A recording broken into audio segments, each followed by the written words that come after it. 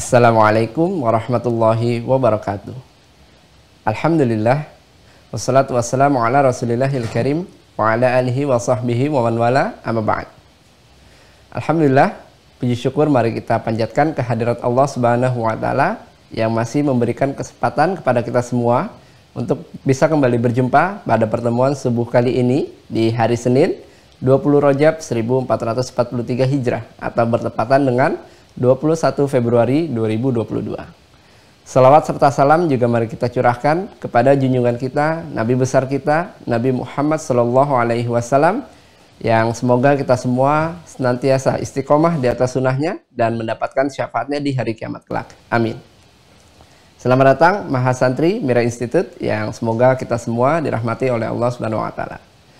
Izin kembali mengingatkan bagi teman-teman yang sudah tergabung pada sesi Zoom di subuh kali ini untuk bisa menyesuaikan format namanya seperti format yang sudah ditentukan. Silahkan dicek kembali pada layar teman-teman sekalian, agar tim admin bisa memastikan bahwa teman-teman adalah mahasantri di Mira Institute dan tim admin bisa memberikan akses kepada teman-teman sekalian untuk bisa join di sesi Zoom pada pertemuan subuh kali ini. Dan bagi teman-teman yang sudah tergabung, kami himbau untuk senantiasa mengaktifkan kameranya agar kita bisa saling mengenal dan bisa saling mendoakan antara satu dengan yang lainnya. Sebelum kita masuk ke sesi utama, izinkan kami untuk senantiasa saling mengingatkan, menjaga adab-adab kita dalam bermajelis. Silahkan ikhlaskan hati kita, luruskan niat kita hanya untuk mencari ridha Allah Subhanahu wa taala. Fokus dalam menyimak kajian yang akan disampaikan. Gunakan pakaian yang terbaik, pakaian yang sopan yang sesuai dengan syariat, duduk yang baik, tidak sambil rebahan dan tidak sambil makan. Silakan siapkan buku dan juga alat tulisnya, catat setiap materi yang akan disampaikan. Semoga dengan kita memperhatikan adab-adab kita dalam bermajelis, Allah turunkan keberkahan dan Allah mudahkan kita untuk bisa memahami dan juga mengamalkannya dalam kehidupan kita sehari-hari. Insya Allah sesaat lagi kajian akan kita mulai. Untuk itu, mari kita persiapkan hati kita, pikiran kita. Semoga apa yang disampaikan pada pertemuan subuh kali ini menjadi ilmu yang bermanfaat untuk kita semua. Amin. Terima kasih atas perhatiannya. Assalamualaikum warahmatullahi wabarakatuh.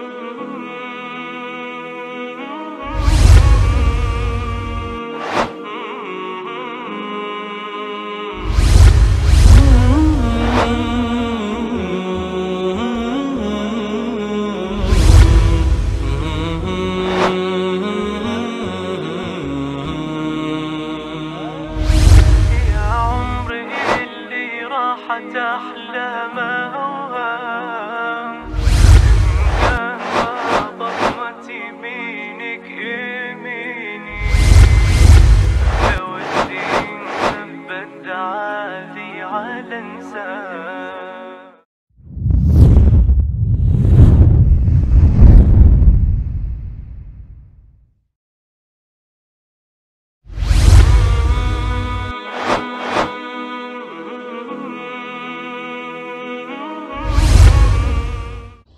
Bismillahirrahmanirrahim. Assalamualaikum warahmatullahi wabarakatuh. Alhamdulillahi wa kafa. Wassalatu wassalamu ala rasulillahil mustafa wa ala alihi wa sahbihi wa man wafa wa ba'd. Faya ahbaballahi wa ahbaba rasulihi sallallahu alaihi wasallam, usi nafsi wa iyyakum bitaqwallahi faqad fazal muttaqun. فلا تموتن إلا وأنتم مسلمون. فقال تعالى يا أيها الذين آمنوا اتقوا الله حق تقاته ولا تموتن إلا وأنتم مسلمون. Saudara-saudariku, berbahagia, bersyukur pada Allah Subhanahu wa Ta'ala. Alhamdulillah, kita masih diberikan kesempatan untuk beraktivitas. Semoga seluruh aktivitas kita, baik yang telah berlalu, tengah kita kerjakan ataupun yang kita rencanakan, seluruhnya diridhai oleh Allah Subhanahu wa Ta'ala. Semoga saudara-saudari kita yang berkehidupan sampai detik ini, dimanapun yang berada, namun belum beriman, diberikan kekuatan untuk beriman, bersyahadat sebelum wafat dan kembali kepada Allah Subhanahu wa Ta'ala.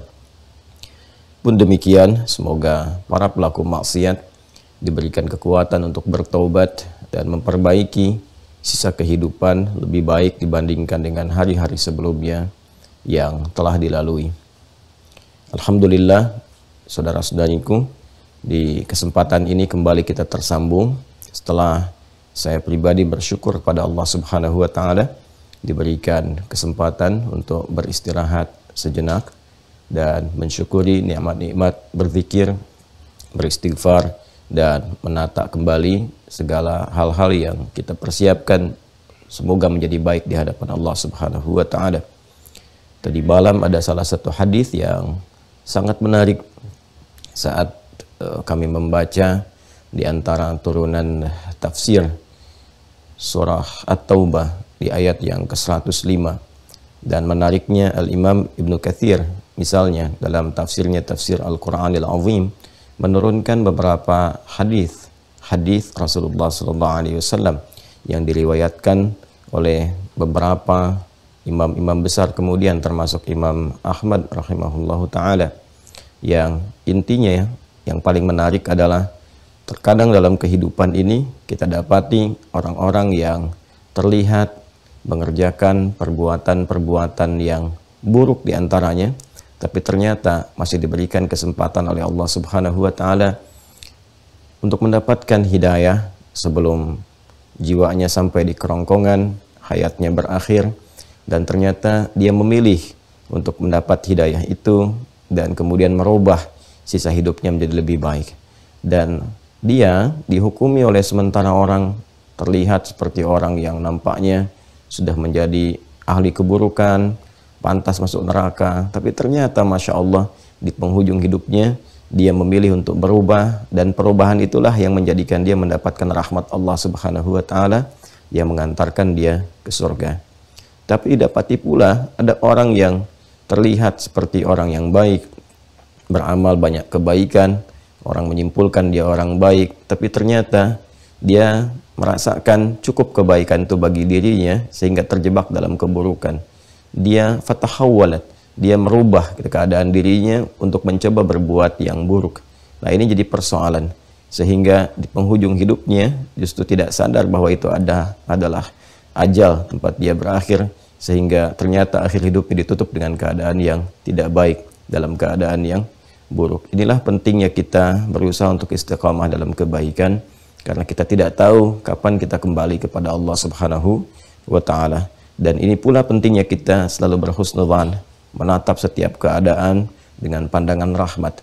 Jangan pernah menyimpulkan bahwa orang-orang yang terlihat berperilaku tidak baik dalam kehidupan mungkin akhirnya akan tidak baik pula. Boleh jadi dia berkesempatan untuk mendapatkan atau mengambil hidayah Allah Subhanahu wa Ta'ala, dan ini memberikan kesan kepada setiap hamba siapapun. siapapun dan merasa penuh dengan dosa, penuh dengan maksiat. Ternyata Allah itu tidak seperti yang digambarkan oleh gambaran-gambaran nafsu atau akal manusia. Allah maha luas kasih sayangnya, tidak ada batas. Sepanjang hamba itu mau kembali, selalu dibukakan rahmatnya, tempat untuk menerima segala pengabdian, bahkan menghapuskan keburukan-keburukan yang mungkin pernah dikerjakan. Ini yang menjadi renungan penting sebelum kita memulai kajian kita ini, sehingga apapun yang kita mulai, dimulai dengan cara yang bersih, cara yang baik, dan dengan kebersihan itu, cahaya akan dipancarkan dalam hati kita, sehingga mudah untuk menangkap apa yang kita pelajari dan mensyukuri setiap keadaan yang Allah titipkan kepada kita, karena semua itu mengandung hikmah untuk kebaikan kita semuanya. Dari sini, mari kita memulai kembali apa yang akan kita pelajari berupa kurikulum Ramadan Nabi SAW. Saya ingin menyampaikan penyesuaian dalam penyampaian ini, karena ini masih dalam tahap recovery yang saya syukuri.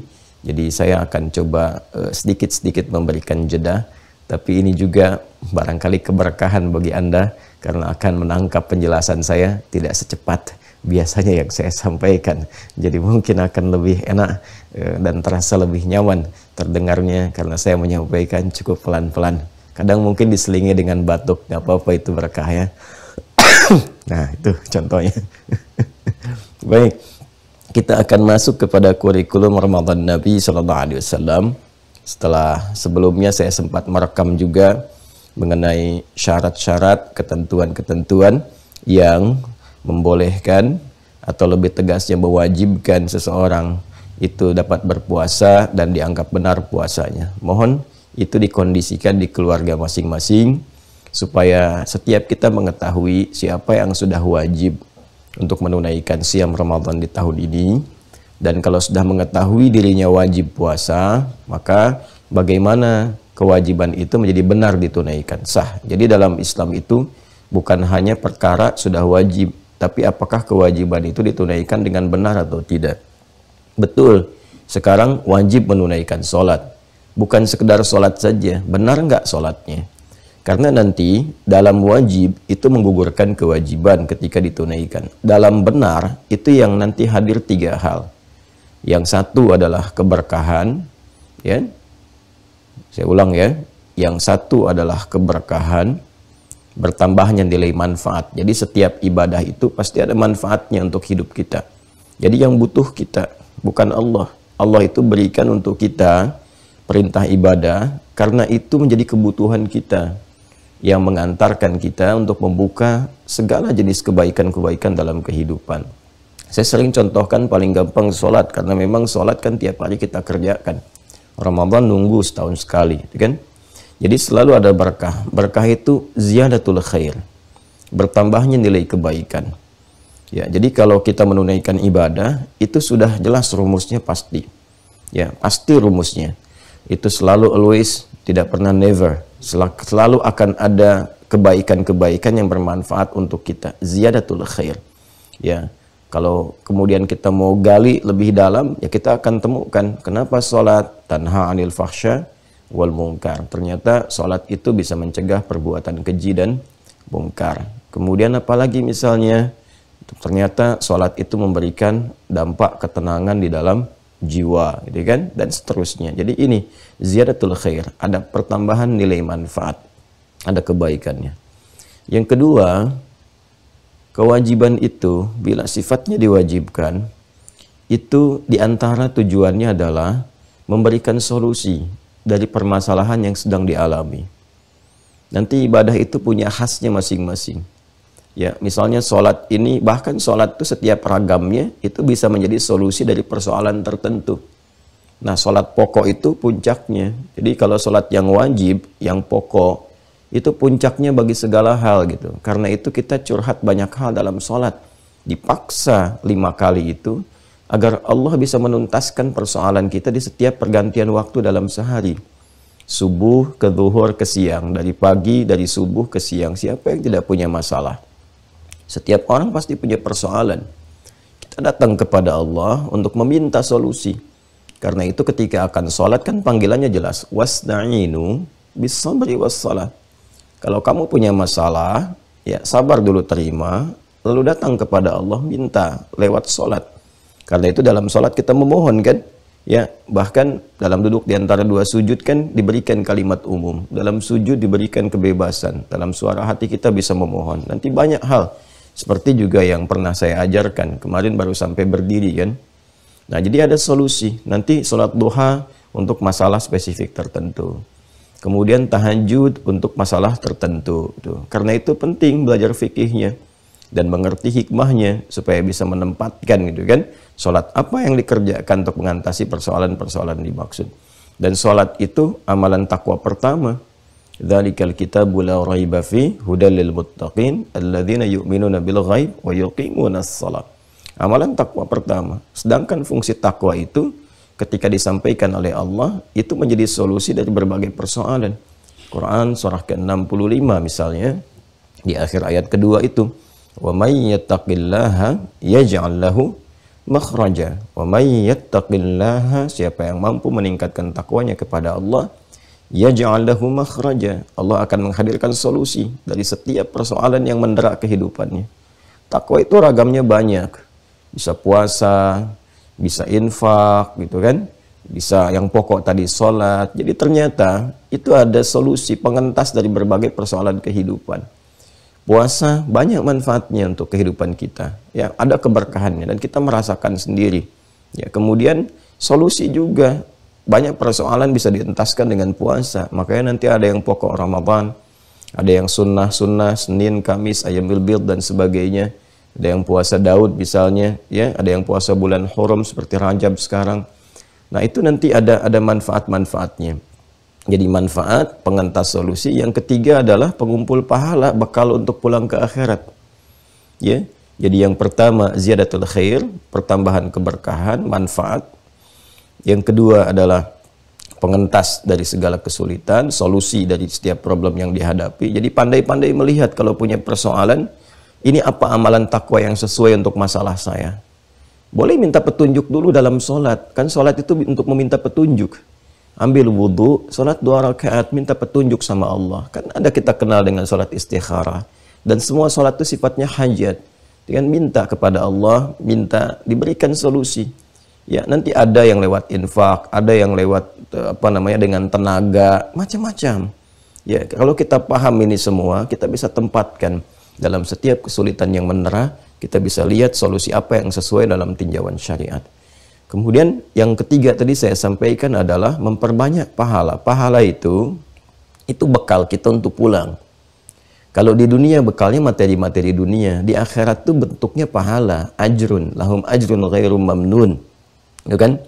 Pahala itu wujudnya hanya didapatkan dari perbuatan namanya hasanah. Hasanah itu bisa dihasilkan dari produk amal soleh. Amal soleh itu bisa muncul dari iman. Karena itu semua berkaitan. Iman mendorong amal menjadi soleh. Ya kalau nggak ada iman, amal saja. Solehnya nggak ada. Jadi iman itu yang menjadikan amal menjadi soleh. Dikerjakan karena Allah, baru ada sifat soleh. Ketika amal menjadi soleh, maka dia bertransformasi menjadi hasanah.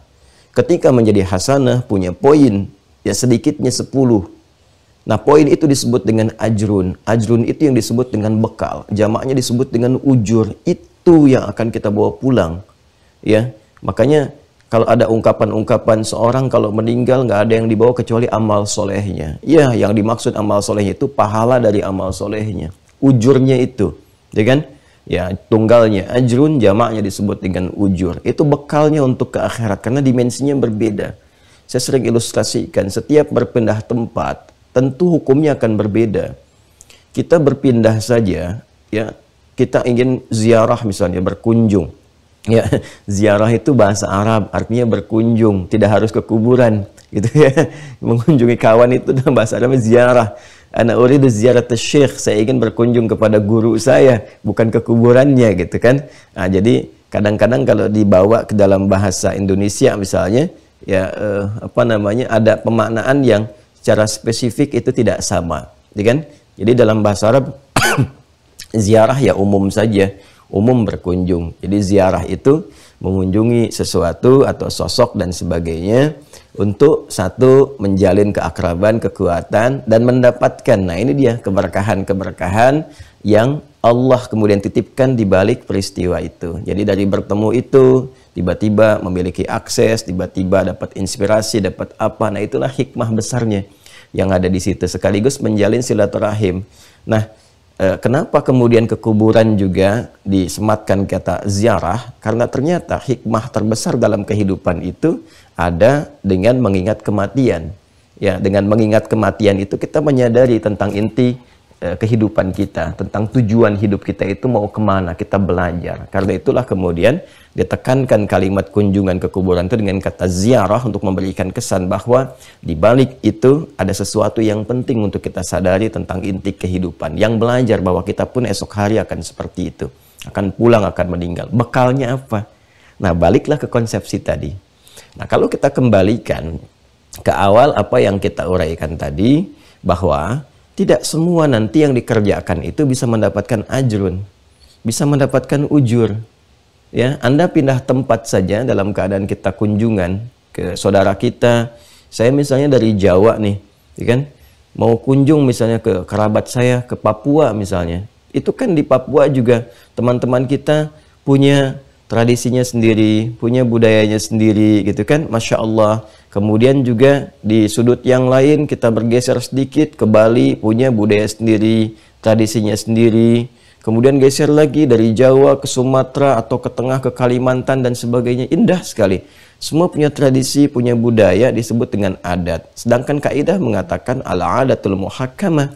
Kadang-kadang adat itu menjadi hukum, ya kan? Tradisi itu menjadi hukum. Misal, saya jangankan ke Papuanya, bertemu dengan teman-teman Papua yang di Bekasi, ya ada satu pesantren asuhan Ustadz Fadlan itu, saya datang, itu harus diangkat dulu. Ya, kita nggak boleh nolak itu.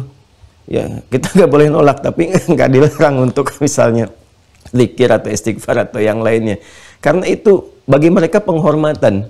Bagi mereka penghormatan. Jadi kalau kita menolak, justru itu kesannya jelek. Kesannya buruk gitu, ya. Nah, itu macam-macam nanti hal-hal yang kita kira-kira bisa kita dapatkan dalam kehidupan. Lebih jauh dari situ, keluar dari Indonesia, baru sedikit ke Malaysia, sudah harus ada visa. Kemudian uang yang diberlakukan beda. Ya, kita di Indonesia masih pakai rupiah, kan? Ke Malaysia udah beda. Lebih jauh lagi ke Amerika udah lain lagi, kan? Aturannya beda lagi, visanya lebih ketat lagi. Sekarang bisa dibayangkan interdunia saja di dalam siklus kehidupan dunia, aturannya sudah berbeda-beda, bekalnya tidak sama. Semakin jauh, semakin berbeda ternyata bekalnya. Sekarang mau pindah dimensi, ya, berpindah ruang, waktunya, keadaannya, bahkan berbeda sama sekali dengan dunia. Dan kita katakan meninggalkan dunia. Ya, lantas tanyakan pada akal kita, apa mau sama bekalnya? Duhai Anda yang sering mengatakan semua harus logis, semua harus ditimbang oleh akal. Sekarang tanyakan pada akalnya, bekalnya sama enggak? Ya kan? Tentu harus beda. Nah, Allah memberikan info kepada kita, bekalnya memang 100% berbeda, 100% different, gitu kan? Terus kita harus kemudian menyiapkan apa? Kata Allah, ini bekalnya namanya ajrun, ujur. Nah, ini bisa diperoleh. Ya, bisa diperoleh dengan cara apa? Dengan cara amal soleh. Nah, amal soleh yang diikat dengan syarat. Jadi tidak semua amal yang dikerjakan mengentaskan kewajiban itu dianggap bisa melahirkan ajrun kalau tidak benar. Karena itulah ada syarat wajib ya untuk mengentaskan kewajiban itu. Selesai ditunaikan, gugur kewajiban.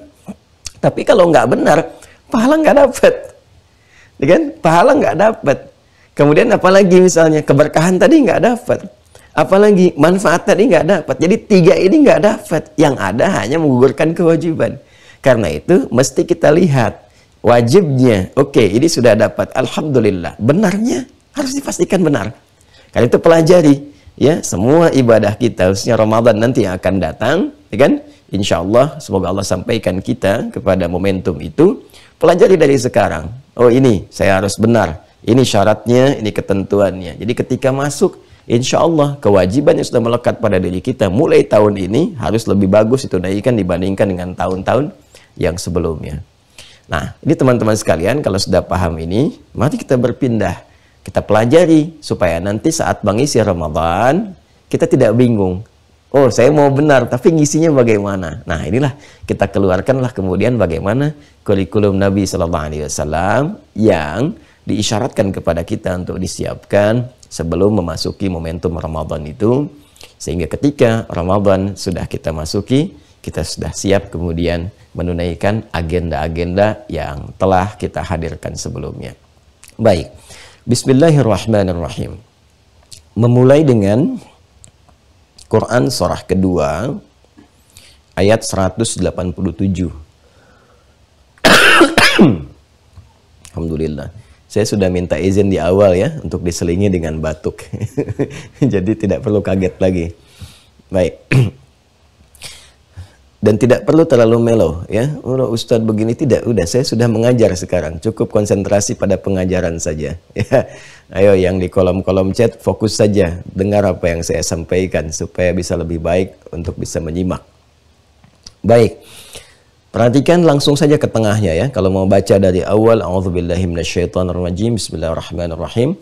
Uhilla lakum lailatas siyami rafathu ila nisaikum ya. Hunna libasul lakum wa antum libasul lahunna. Terus sampai nanti Anda temukan kalimat thumma atimmus siyama ilal lail. Ada? Thumma atimmus siyama ilal lail ke penghujung. Ya. Wa kulu washrabu hatta yatabayyana lakumul khaytul abyadu minal khaytil aswadi minal fajr thumma atimmus siyama ilal lail. Ada kalimatnya? Baik. Nah, Allah Subhanahu wa taala berfirman, saya highlight saja langsung untuk menghemat waktu, kan? Kemudian sempurnakanlah ibadah siam itu dengan menunaikan, kan? Ibadah malamnya. Nah, di sini nanti teman-teman sekalian ada dua tafsir. Ya, pada kalimat tsumma atimmus siyama ilal lail itu. Yang pertama yang dimaksudkan adalah ibadah puasa dari fajar sampai dengan muqaddimatul lail. Jadi maksud kalimat ilal lail ini ila muqaddimatil lail. Sempurnakan ibadah siam yang dimulai dari fajar ini ya, jangan sampai batal dengan mengerjakan yang membatalkan atau rusak karena mengerjakan yang merusak. Nanti kita pelajari apa yang membatalkan, apa yang merusak. Biasanya tidak sedikit ada yang terjebak pada yang merusak. Ya, pada yang membatalkan dia tahu. Dia tahu ini minum misalnya membatalkan, makan membatalkan, berhubungan seksual membatalkan, dia tahu itu. Tapi ada juga sementara kalangan yang belum mengetahui pada yang merusak dan dampaknya besar. Ya, magnitudenya itu menggoyang amalnya itu tinggi, bahkan kalau semakin kencang kan gempanya bisa menghancurkan. Nah, itu yang berbahaya ya. Nah, pada yang merusak ini yang penting kita garis bawahi ya untuk dipelajari sehingga bisa ditinggalkan. Sempurnakan ibadah puasa itu dengan menyempurnakan amalan, diisi amalnya, jauhkan dari yang merusak, jauhkan yang membatalkan, ilal lail, yakni ila muqaddimatil lail. Ya, Nabi langsung mempraktikkan lail itu nanti dimulainya dari isya. Ya, muqaddimahnya dari maghrib.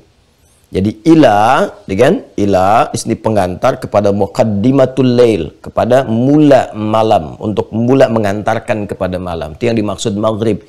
Dari mana taunya itu? Dari praktek Nabi. Ya, karena nggak pernah tercatat dalam sejarah Nabi buka puasanya isya. Karena itu saya sering katakan jangan terlampau soleh. Kan ukuran kesolehan itu puncaknya ada pada pribadi Rasulullah SAW. Nabi sering katakan saya orang paling takwa, kata Nabi, di antara kalian. Jadi mulai fajar berhenti saat maghrib. Ini penting saya sampaikan ya, karena nanti ada kalangan kelompok tertentu itu buka puasanya isya. Ya, cukup sampai maghrib karena Nabi pun buka puasanya sampai dengan maghrib. Ya, nanti ada di sekte Syiah itu bukanya isya. Ya, ada satu di bagian sekte Syiah bukanya sampai ke isya gitu ya. Jadi cukup batasi sampai apa? Sampai maghrib. Nah, ini tafsir yang pertama untuk menunjukkan amalan siang. Nah, tafsir yang kedua adalah tsumma atimmus siyam ilal lail. Ini menunjukkan isyarat paket ibadah puasa yang ternyata bukan hanya puasanya di siang hari dilakukan, tapi ada paket ibadah malam juga yang harus disempurnakan. Nah, memang kalau malamnya ini nggak dikerjakan ibadahnya, puasanya nggak batal. Cuman nggak sempurna Ramadannya. Ingat ya, nggak sempurna apa? Ramadannya. Kenapa? Karena redaksi ayatnya mengatakan tsumma atimmus syiyam, kemudian sempurnakan. Ya, kemudian apa? Sempurnakan. Jadi kalaupun kemudian kita puasa fajar, mulai hari pertama dari mulai subuh sampai dengan apa? Maghrib. Puasa nih, tapi malamnya nggak menunaikan ibadahnya. Ya, ada ibadah-ibadah pokok di malam hari yang ditujukan oleh Allah untuk menyempurnakan Ramadan itu. Dan itu memberikan kekuatan untuk ibadah siangnya.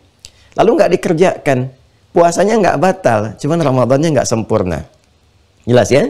Ramadannya tidak sempurna. Jadi secara singkatnya, ternyata Ramadan itu satu paket ibadahnya. Paket siang, paket malam. Karena itu, karunia-Nya pun satu paket. Rahmatnya satu paket, maghfirahnya satu paket, siang dan malam. Dan nanti nafas hadisnya pun redaksinya itu satu paket. Jadi nanti ada man shoma Ramadhana, ada man qama Ramadhana. Dan ada yang siang, ada yang malam. Nah, ini pembuka awal yang ingin saya sampaikan bahwa amalan Ramadan itu jangan hanya dioptimalkan untuk mengisi siang harinya saja atau memburu malam harinya saja. Ternyata siang malamnya pun 24 jam secara penuh itu terdapat kemuliaan di dalamnya. Bismillah. Ya. Jadi amalan Ramadan itu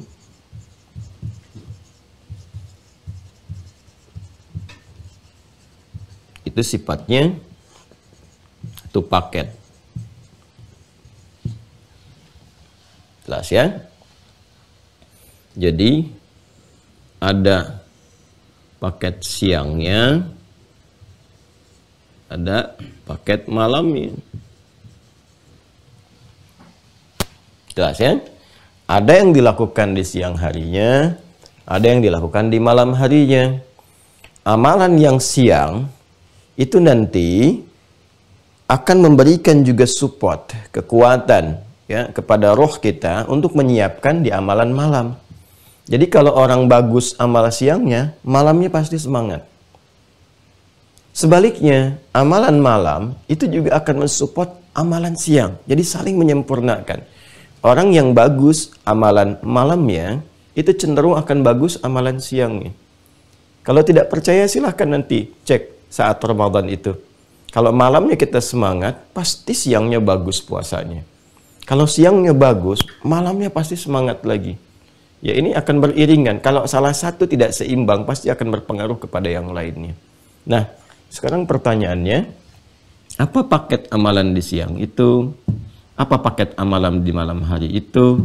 Nah, ini yang coba kemudian kita lacak dari perjalanan praktek Nabi SAW yang kita harapkan dalam pertemuan ini itu menjadi kurikulum kita, menjadi agenda kita yang berdasarkan pada tuntunan Nabi, ya kan? Kurikulum Nabawi terkait dengan Ramadan, atau kita katakan kurikulum Ramadan Nabi. Jelas ya? Nah, maksud saya kalau kita bisa keluarkan sekarang ini, ya sebelum Ramadannya tiba, nanti saat Ramadan tidak bingung. Kita tahu nanti siang apa yang kita lakukan, malam apa yang kita kerjakan. Jelas ya? Baik. Yuk kita pelan-pelan kemudian turunkan. Secara umumnya, ini kan dibagi dua. Siang dengan malam. Yuk kita ambil yang dasarnya dulu ya. Ini belum masuk kurikulum ya. Baru kita lihat keterangan di Al-Qur'annya dulu.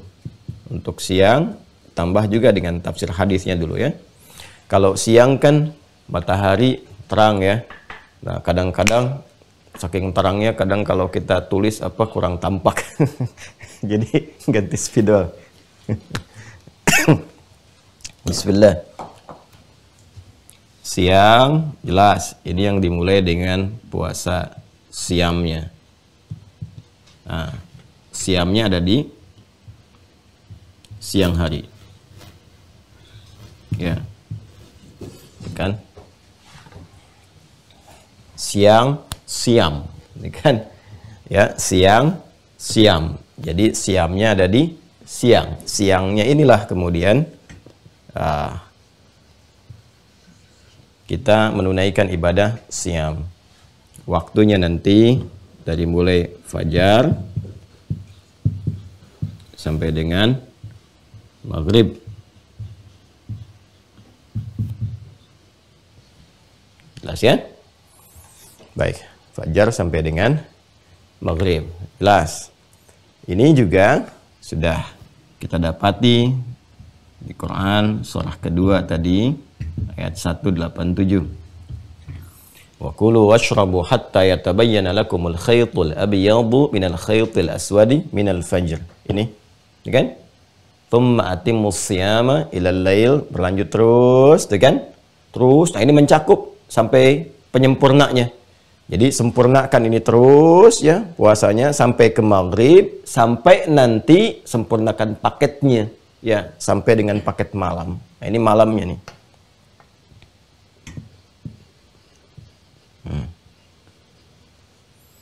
Ingat disepakati dulu ya, awas yang dimaksud siang gitu lawan dari malam.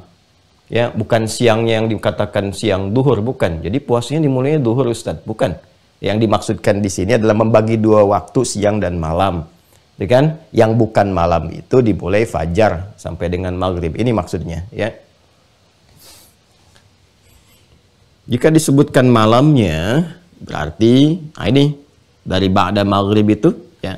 Ba'da maghrib berarti kan sudah masuk isya. Saya bicara paket ibadah ya. Ya. Sampai menjelang fajar disebut namanya sahar.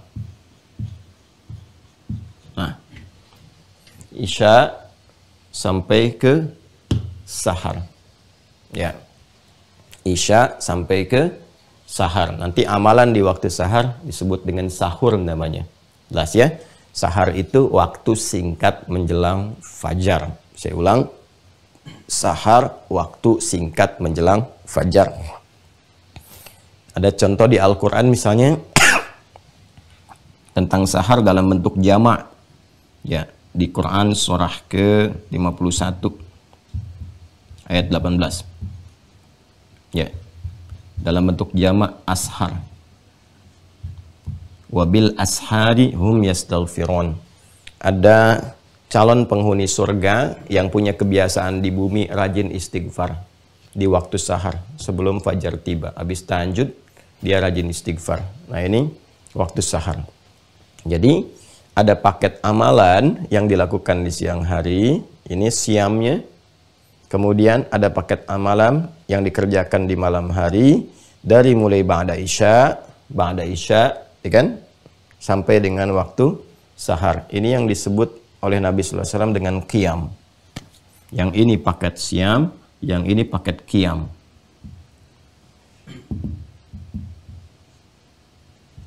Qiyam. Ulang ya. Yang ini paket siam, yang ini paket apa? Qiyam. Nah, dan ini senafas, Masya Allah gitu kan. Kalau ini kita keluarkan, ini kan pakai alif lam kan tambahan. Ini pun kalau kita mau pakai alif lam bisa pakai alif lam. Kalau kita hilangkan alif lamnya begini, ya ini sad, ya alif, mim. 1, 2, 3, 4. Ini qaf, ya alif, mim. Cuman beda di satu huruf saja. Yang ini sad, yang ini qaf. Ya, dan menariknya dalam hadis Nabi-Nya Shallallahu Alaihi Wasallam ini untuk menunjukkan hubungan ini saling keterkaitan satu dengan yang lain, saling mensupport, itu bahkan serupa nilainya antara siang dengan malam dari segi pahala ya. Dari segi pahala. Saya bukan bicara dari segi hukum fikih terkait penunaian ibadah puasanya. Ya tentunya kalaupun Anda malam ibadah siang nggak puasa, jelas qadha itu ya. Dan itu juga kalau menyengaja bisa bahaya, fatal hukumnya. Nanti bisa dituntut dengan kafarat dalam beberapa hal yang tidak mudah untuk dilakukan. Ya, tapi saya ingin bicara bagaimana Nabi memberikan support kepada kita bahwa kesempurnaan menunaikan ibadah ini itu dari segi pahalanya saling menguatkan, menyatu bahkan setara. Dan redaksinya serupa, cuman beda qaf dengan sad. Di sini man shoma ramadhana imanan wa ihtisaban ghufira lahu ma taqaddama min dhanbi. Pakai sad. Di sini pakai qaf. Man qama ramadhana imanan wa ihtisaban ghufira lahu ma taqaddama min dzambi. Ini yang menunjukkan bahwa siang dan malam itu penting. Jadi jangan sampai abai.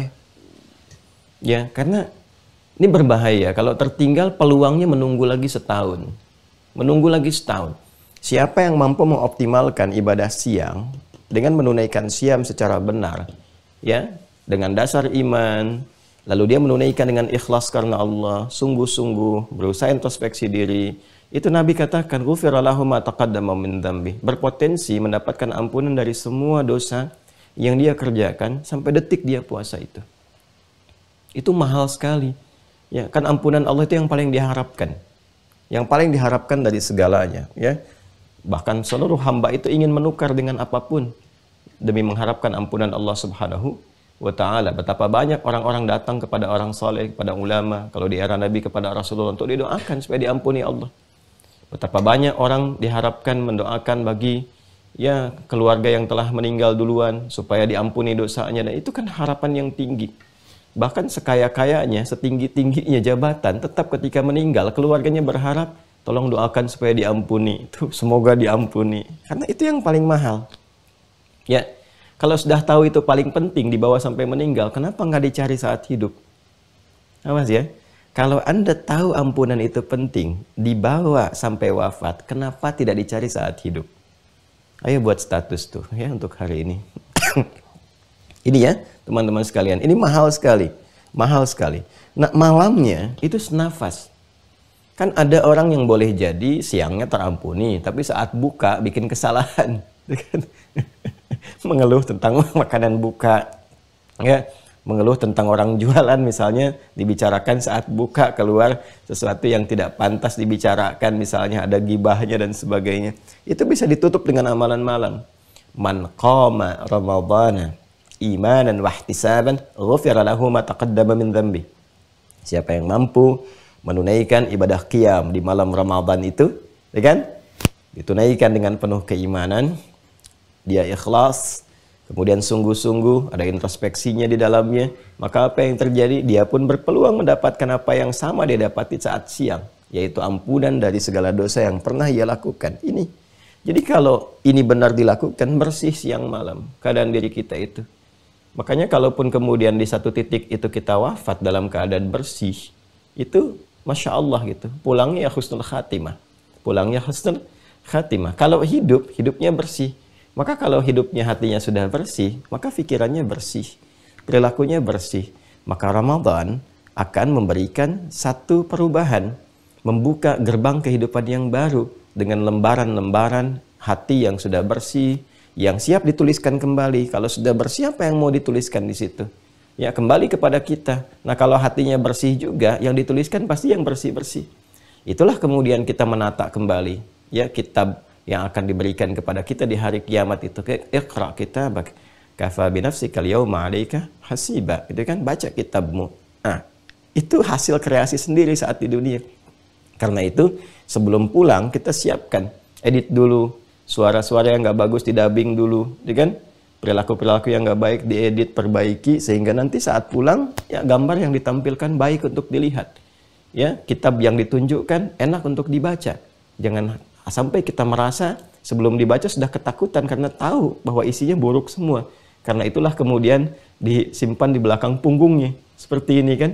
Ya, di belakang punggung kan, kalau itu kan ilustrasi yang sangat indah sekali kalau digambarkan dalam kehidupan kita. Kalau orang nggak mau tahu, Anda sembunyikan di belakang kan, seperti ini.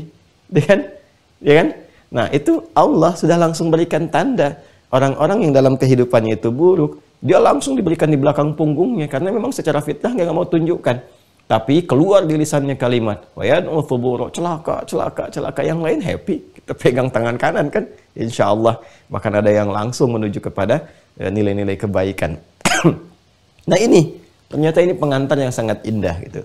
Nah, kita harus keluarkan dalam siam itu ada apa yang harus dilakukan, dalam qiyam itu ya, dalam malam saat qiyam itu seperti apa amalan-amalan yang mengiringinya.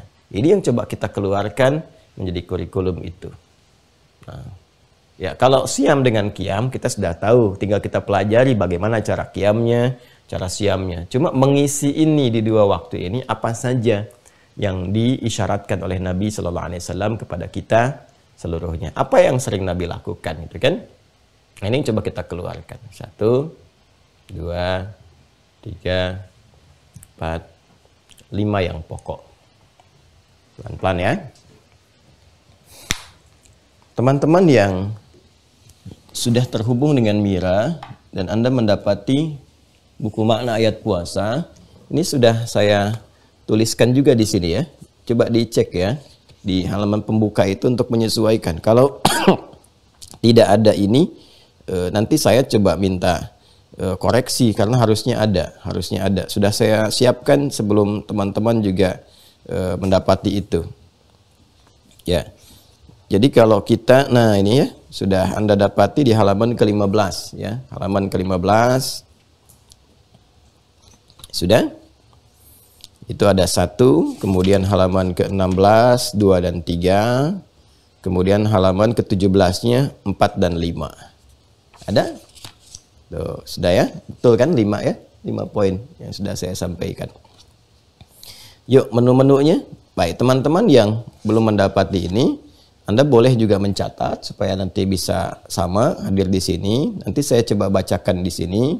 Setelah itu saya uraikan ya untuk memudahkan. 1, ini saya bacakan yang umum dulu ya. Nanti tempatnya apakah di siang atau di malam nanti kita turunkan. Memperbanyak interaksi dengan Al-Quran. Memperbanyak interaksi dengan Al-Quran. 1. Baik, nanti kita turunkan detailnya seperti apa sih memperbanyak interaksi dengan Al-Quran itu ya. Kedua, menggiatkan sedekah. Menggiatkan sedekah. Dalam kurung infak ya. Dalam kurung infak. Ya, kurung tutup supaya nggak lepas. Baik, menggiatkan sedekah dalam kurung apa? Infak ya. Ini sudah saya jelaskan di sini, tapi di sini saya tidak berikan keterangan infak. Karena nanti begini, kalau sedekah, ya itu kan bahasa Indonesia ya. Bahasa Arabnya kan sedekah. Sedekah itu nama umum bagi seluruh amal soleh. Setiap kebaikan yang dilakukan itu namanya sedekah. Ya, dalam fikih disebut begini, kullu ma'rufin sedekah. Semua jenis kebaikan yang dilakukan itu sedekah namanya. Ya. Sedekah itu asalnya dari kata sedekah, sod, dal, kaf. Menunjuk pada sesuatu yang benar atau membuktikan kebenaran. Saya ulang ya. Setiap ada sod, dal, dan kaf, itu maknanya menunjuk pada sesuatu yang benar atau membuktikan satu kebenaran. Kenapa sedekah disebut dengan sedekah? Atau kenapa amal yang baik itu disebut dengan sedekah? Karena amalan itu membuktikan kebenaran iman yang ada dalam diri kita. Kan pembuktian iman itu kan lewat amal. Masih ingat waktu belajar akidah? Ya kan? Al-imanu, al-islamu, iman wa amal. Ya kan? Iman itu pembuktiannya lewat amal. Islam itu sinerginya adalah iman dan apa? Amal. Illal ladzina amanu wa amilus sholihat. Ketika seseorang beramal, berarti dia membuktikan kebenaran imannya. Dia yakin dengan imannya. Karena itu dia buktikan. Ya, wujudnya apa? Sholat misalnya. Nggak mungkin ada orang mau sholat kalau nggak beriman. Ya kan?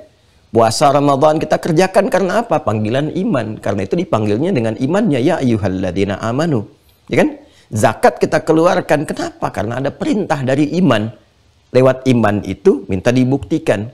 Karena itu semua amalan ini, itu nama umumnya disebut sedekah namanya. Zakat pun disebut sedekah dalam Al-Quran. Ya, ketika dikeluarkan, diambil khudz min amwalihim sedekah. Ya, tutahhiruhum wa tuzakkihim biha. Ketika dikeluarkan pun disebut sedekah. Malah bentuknya dari jamak. Quran surah 9 itu kan, ayat ke-60. Innamas sadaqatu lil fuqara. Ya, itu dijamakkan untuk memberikan kesan kalau harta itu dikeluarkan, manfaatnya bisa banyak. Ya. Nah, ini kenapa disebut dengan sedekah? Sekali lagi, untuk memberikan kesan bahwa semua amal itu hakikatnya pembuktian kebenaran iman yang dipeluk, yang dimiliki. Jelas sampai sini? Baik ya, jadi kalau ada sedekah, itu dalam bahasa Arab atau dalam bahasa syariat tidak harus dimaknai dengan materi berupa uang, tidak. Tapi semua jenis kebaikan yang dikerjakan. Mau sholat, haji, infak, macam-macam. Ya? Tapi kalau di sini yang dimaksudkan menggiatkan sedekah. Ya kan? Sedekah. Sifatnya yang dimaksud infak. Infak itu pemberian yang berwujud materi. Saya ulang ya. Pemberian yang berwujud apa? Materi. Baik. Nanti saya detilkan. Kan ini baru umum. Ya kan? Satu, memperbanyak interaksi dengan Al-Quran. Yang kedua, menggiatkan sedekah dalam kurung infak. Atau pemberian berwujud materi. Nanti kita jelaskan. Yang ketiga, nah ini. Banyak menebar kebaikan secara umum. Kalau yang tadi spesifik nanti infak. Kalau yang ini banyak menebar kebaikan secara umum. Sudah? Keempat, memperbanyak doa. Dan nanti ada rahasia yang ingin saya bagi. Ya, ini diantara kita saja ya. Tapi di live kan supaya orang lain tahu juga. Baik. Memperbanyak doa. Nanti ada rahasia. Dan ini mahal sekali. Dan Allah hanya berikan bagi orang puasa.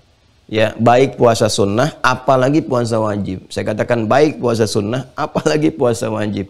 Oh, yang pada puasa ya hari ini hari Senin, manfaatkan betul tuh ya untuk berdoa, terutama nanti di satu waktu tuh yang itu seharusnya ketentuannya dalam hadis sahih tadi katakan sulit untuk ditolak. Ya, jadi seharusnya terjawab kalau memang yang diminta itu bermaslahat untuk kita saat ini, ya kan? Ya, atau setidaknya nanti kalaupun nggak maslahat untuk kita di dunia, oleh Allah akan pasti diberikan saat di akhirat. Ya, atau pada saat yang kita mendapatinya dengan maslahat dengan baik. Yang kelima, bertakarrub kepada Allah, mendekatkan diri kepada Allah Subhanahu wa taala. Banyak mendekatkan diri kepada Allah. Nanti turunannya banyak, ya. Baik ya, kita ulang ya. Satu, banyak berinteraksi dengan Al-Qur'an. Yang kedua, menggiatkan sedekah atau infak. Sudah?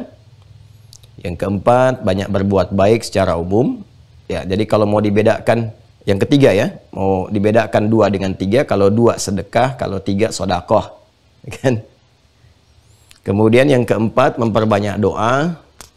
Dan yang kelima, mendekatkan diri kepada Allah atau bertakarrub, meningkatkan takarrub kepada Allah Subhanahu wa taala. Baik. Sudah ya? Maksud saya tunjukkan supaya dibaca, ada triggernya jadi bisa dibaca. Ya, teman-teman yang terhubung di YouTube juga saya kira silahkan dicek, mungkin masih ada di UAS Store untuk Anda, ada kuota untuk bisa dapati. Baik ya, dan itu nanti ada catatan penuntut ilmu juga yang terhubung nanti supaya untuk bisa mengaktifkan akun Mira, ya, manfaatnya untuk Anda juga di situ. Baik, kembali, yuk kita mulai dengan bagian pertama, kurikulum pertama yang diisyaratkan dari Nabi SAW itu banyak interaksi dengan Al-Quran.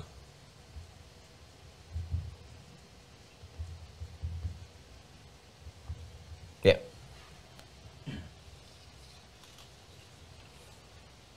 Ini jelas hadisnya sangat populer sekali dari Ibnu Abbas radhiyallahu taala anhuma.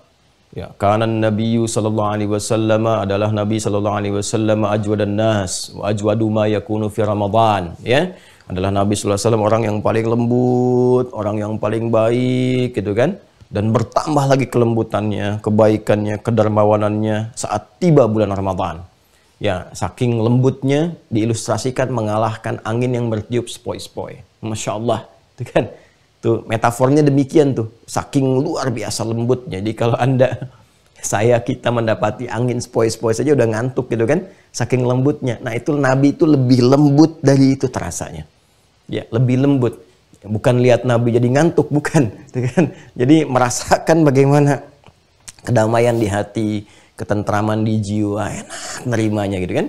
Nah kemudian belum selesai itu, ya. Dan diteruskan kemudian kalimatnya, setiap datang malam-malam Ramadan itu, nah ini berarti ini optimalisasi ini ada pada ibadah malam.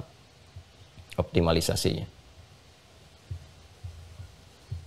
Nah, berarti ini tambahan dari yang pokok atau bisa, ya, bisa ini memberikan peningkatan kualitas dan kuantitas pada amalan-amalan pokok di waktu-waktu baik siang ataupun malam. Karena ini nanti optimalisasinya di malam, berarti ini nanti bisa dioptimalkan saat qiyam atau tambahan nanti di luar qiyam. untuk dioptimalkan. Apa itu? Ini dia. Amalan interaksi dengan Al-Quran. Jadi utamanya lakukan di malam hari. Ini sudah saya tarik. Nabi SAW melakukan dengan malaikat Jibril, ya kan? Ya, beliau setoran ya ke malaikat Jibril, dikonfirmasi dan seterusnya. Itu setiap datang Ramadan sekali khatam, sekali khatam, sekali khatam. Kecuali nanti di akhir kehidupannya 2 kali dikonfirmasi untuk menunjukkan kebenaran dan otentisitas wahyu, ya kan?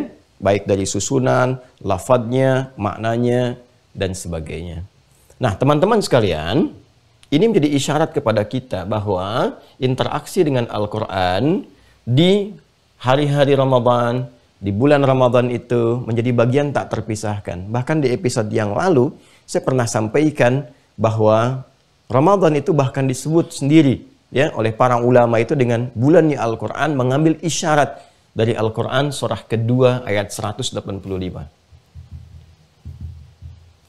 Syahrul Ramadan alladzi unzila fihil Quran. Di bulan Ramadan itu, itulah yang kita diperintahkan untuk puasa, bulan turunnya Al-Quran. Bahkan keberkahan malamnya Ramadan, bulannya Ramadan, itu diantara keberkahannya karena Al-Quran. Ya, karena Al-Quran. Malam Al-Qadar misalnya, malam turunnya Al-Quran. Jadi berkah itu malamnya. Ya kan? Inna anzalnahu fi lailatul qadar. Ya kan? Karena keberkahan Al-Quran kan diturunkan, jadi malamnya berkah, malam Al-Qadar. Jadi, ini sangat menarik teman-teman sekalian. Karena itu, ini penting mengoptimalkan interaksi dengan Al-Quran yang bisa dibagi kepada 3 bagian utama. Nah, jadi ini waktu prioritasnya malam, saya ulang ya, waktu prioritasnya malam, namun demikian tidak juga dibatasi dengan malam ini selesai misalnya, tidak. Siang pun kalau kita kan memiliki keluangannya, ya kelapangannya, bisa kita bagi dengan aktivitas pekerjaan yang kita kerjakan di siang hari, optimalkan juga, miliki agenda ini. Ya, cuma malam biasanya porsinya jadikan lebih banyak, biasanya seperti itu. Ya, kecuali kalau memang sudah cuti sama sekali. Ya, ada orang-orang tertentu yang pokoknya kerja, ngambil cutinya Ramadan. Paskan supaya nikmat ibadah. Ya bahkan kalau nanti, oh ya pas nyambung nih, ya ada salah satu keluarga itu yang Masya Allah ya, di salah satu keluarga di Timur Tengah itu suaminya mengatur, ya suaminya mengatur supaya pas dapat cuti Ramadan, demi apa? Demi keinginan menghafal Quran, menghafal Quran. Ya jadi cerita sama istrinya, wah aku tahun ini pengen ngambil cuti semuanya, aku kerjakan kerja, doain ya bahasa kita lah supaya sehat, nanti Ramadan aku ambil cuti. Supaya bisa menghafal Quran saat Ramadan. Itu mulia sekali, Masya Allah. Ya kan? Nah, lalu ketika tiba Ramadan itu, dia ambil cuti, dia yang tikaf sebagainya, dan pulang, Masya Allah. Disambut oleh istri, begitu selesai itu kan, senang, bahagia, dapat 3 juz. Ya, ini tidak menduga kan, selama ini kemana aja. Ternyata memanfaatkan itikaf itu dapat 3 juz. Ternyata Allah mudahkan. Terus dia di situ lebih semangat lagi. Tanpa dia sadar, ternyata istrinya pun terpacu juga. Begitu suaminya nyampaikan kepada istrinya pengen maksimalkan Quran, istrinya juga maksimalkan juga. Padahal anak-anaknya masih kecil, ada yang sambil diberikan ASI dan sebagainya. Jadi begitu suami pulang hafal 3 juz, istrinya diam-diam hafal 30 juz. Gitu. Karena memang ada keberkahan di Ramadan ini. Beda ini, beda. Ada akselerasi nanti, baik dari hafalan, peningkatan bacaan, ataupun pengkajian. Nah, ini teman-teman sekalian bisa kita bagi dengan 3 hal. 1, qiraat, memperbanyak bacaan. Ya. 2, tilawah, memfokuskan pada kajian. Misalnya tematik, mau bahas surat apa, atau topik apa gitu kan. Nanti kita turunkan. Kemudian tahfidz atau hifdz, hafalan. Hafalan. Ini qiraat, bacaan. Ya, jadi nanti di antara ahli Quran yang menjadikan momentum Ramadan untuk memperbanyak interaksi dengan Al-Quran, itu ada, boleh jadi yang memilih untuk memperbanyak bacaan. Masya Allah. Saya sering amati, biasanya banyak dari alhamdulillah tuh kalangan ibu-ibu muslimah ya, itu bagus sekali tuh.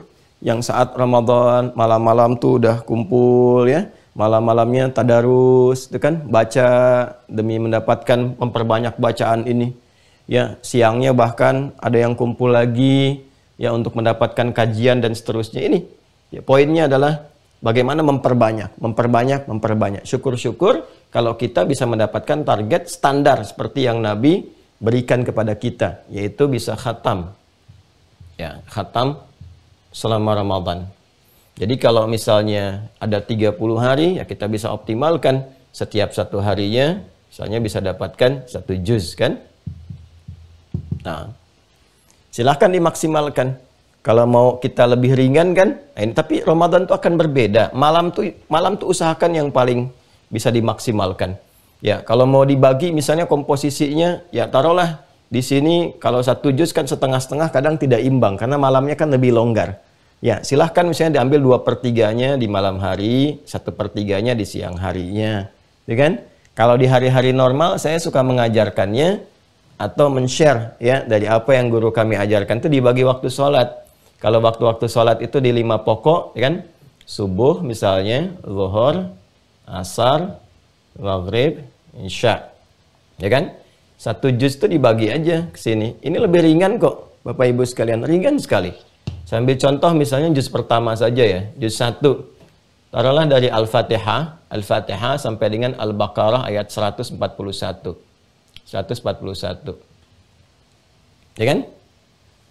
141. Kalau Al-Fatihahnya insya Allah sudah hatam ya. Nah, jadi kita bagi di sinilah. Al-Fatihah kan baca cepat selesai. 141 dibagi 5. 1, 2, 3, 4, 5. Berapa? 28 ya. Cepat saja. Kurang lebih 28 kan? Betul nggak? 28, 140 ya. Betul. Ya.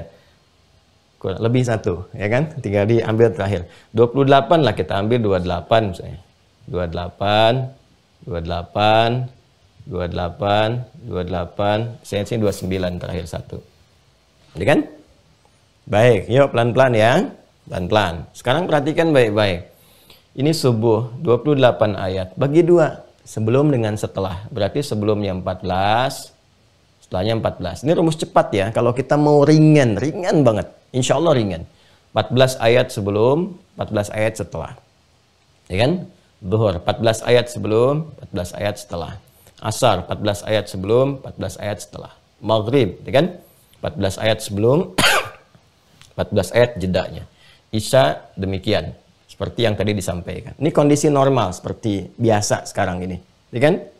Nah, kalau nanti pas saat puasa, misalnya maghrib kan buka, nggak sempet lagi nih, siap-siap ke Isya. Gampang dipindahin aja ke sini. Ya kan? Ditambahkan nih, 28 tambah 28, 56 itu tinggal diteruskan. Ya, saya ingin ambil durasinya, jangan lihat berapa jumlahnya. Saya ingin lihat ini, teman-teman sekalian. 14 ayat itu, 14 ayat, itu berapa sih yang dibutuhkan durasi waktunya? Al-Fatihah itu kan 7 ayat. Kalau teman-teman baca 7 ayat itu, apa nyampe 5 menit? Saya kira tidak. Ya. Ini kalau kita mau jujur, kita teruskan.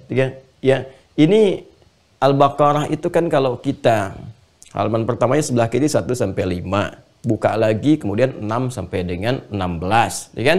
Jadi kalau kita baca 1 sampai 16 itu 1 lembar tuh, 1 sampai 16, 1 lembar. Ya kan 15 baris, 15 baris. Apa nyampe 5 menit? Saya kira tidak. Ya kan? Jadi kalau kita ini ambil 5 menit saja 14 ayat 5 menit. Kita hanya butuh 10 menit yang dibagi 2, 5 menit, 5 menit. Jadi kalau konsisten, sebelum subuh ambil 5 menit untuk baca Quran misalnya kan? Setelah subuh 5 menit dulu untuk baca Quran. Berangkat kerja, oke, berangkat sambil di jalan misalnya, ya. Kalau menyetir ya tidak usah, dengarkan murotalnya saja. Ya, kemudian kan ini ada jeda. Masa sih dari subuh sampai ke zuhur nggak ada jeda sedikit pun 5 menit atau dibagi semenit dalam pergantian jam untuk membacakan satu ayat.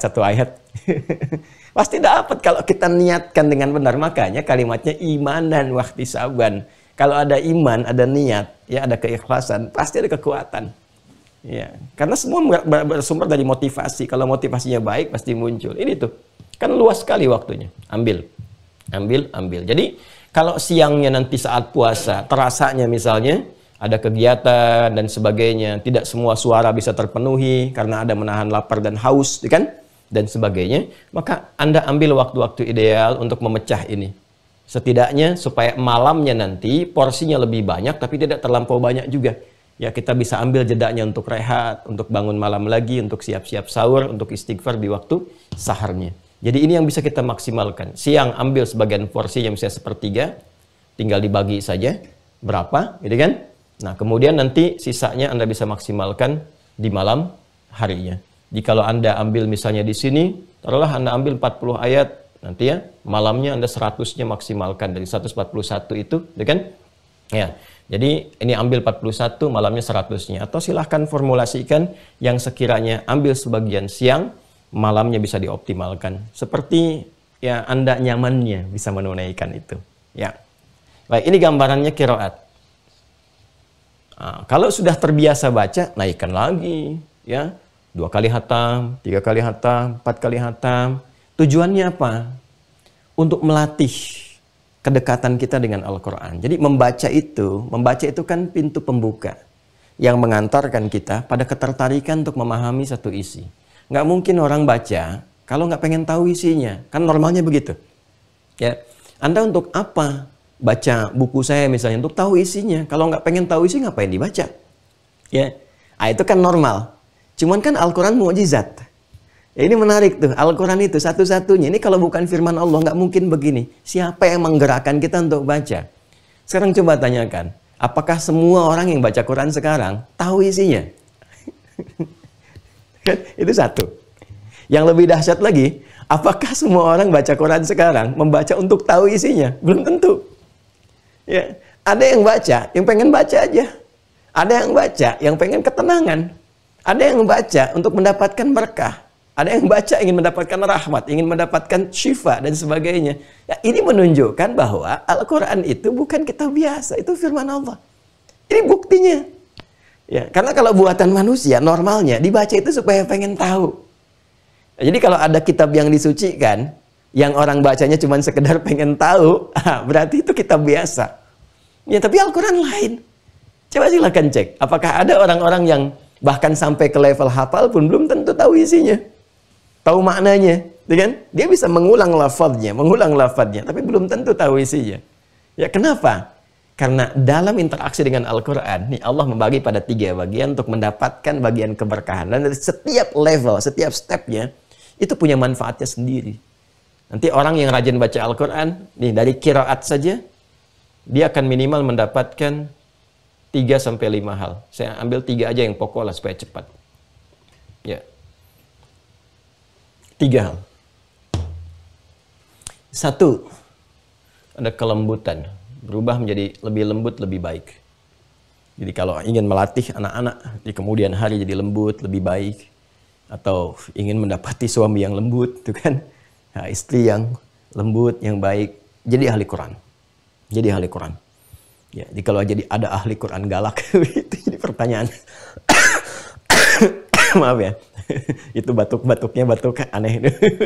Maksudnya ya kok bisa gitu ya ahli Quran nggak lembut tuh aneh, menurut saya aneh. Dan karena silahkan tanya deh pada ulama manapun, itu biasanya orang tahu tuh kalau sudah jadi ahli Quran pasti lembut. Ya, jadi karena apa? Karena ayat-ayat Quran itu berbeda gitu ya, menggerakkan jiwa itu pada sesuatu yang baik, yang enak, yang nyaman, gitu kan? Yang teduh. Nah, itulah. Itu gambaran pertama. Ya. Yang kedua, teman-teman sekalian, ada khas dalam Al-Quran itu Allah turunkan rahmat. Ya. Sudah? Rahmat. Rahmat itu maknanya luas sekali. Luas sekali. Ya, karunia yang terbentang, nyaris tanpa batas. Ya. Nyaris tanpa batas.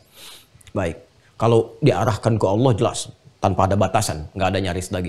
Ya, kalau diarahkan kepada Allah Subhanahu Wa Taala, jika wasi'at rahmatu kulla syai', ya menjangkau semuanya tanpa ada batasan sama sekali.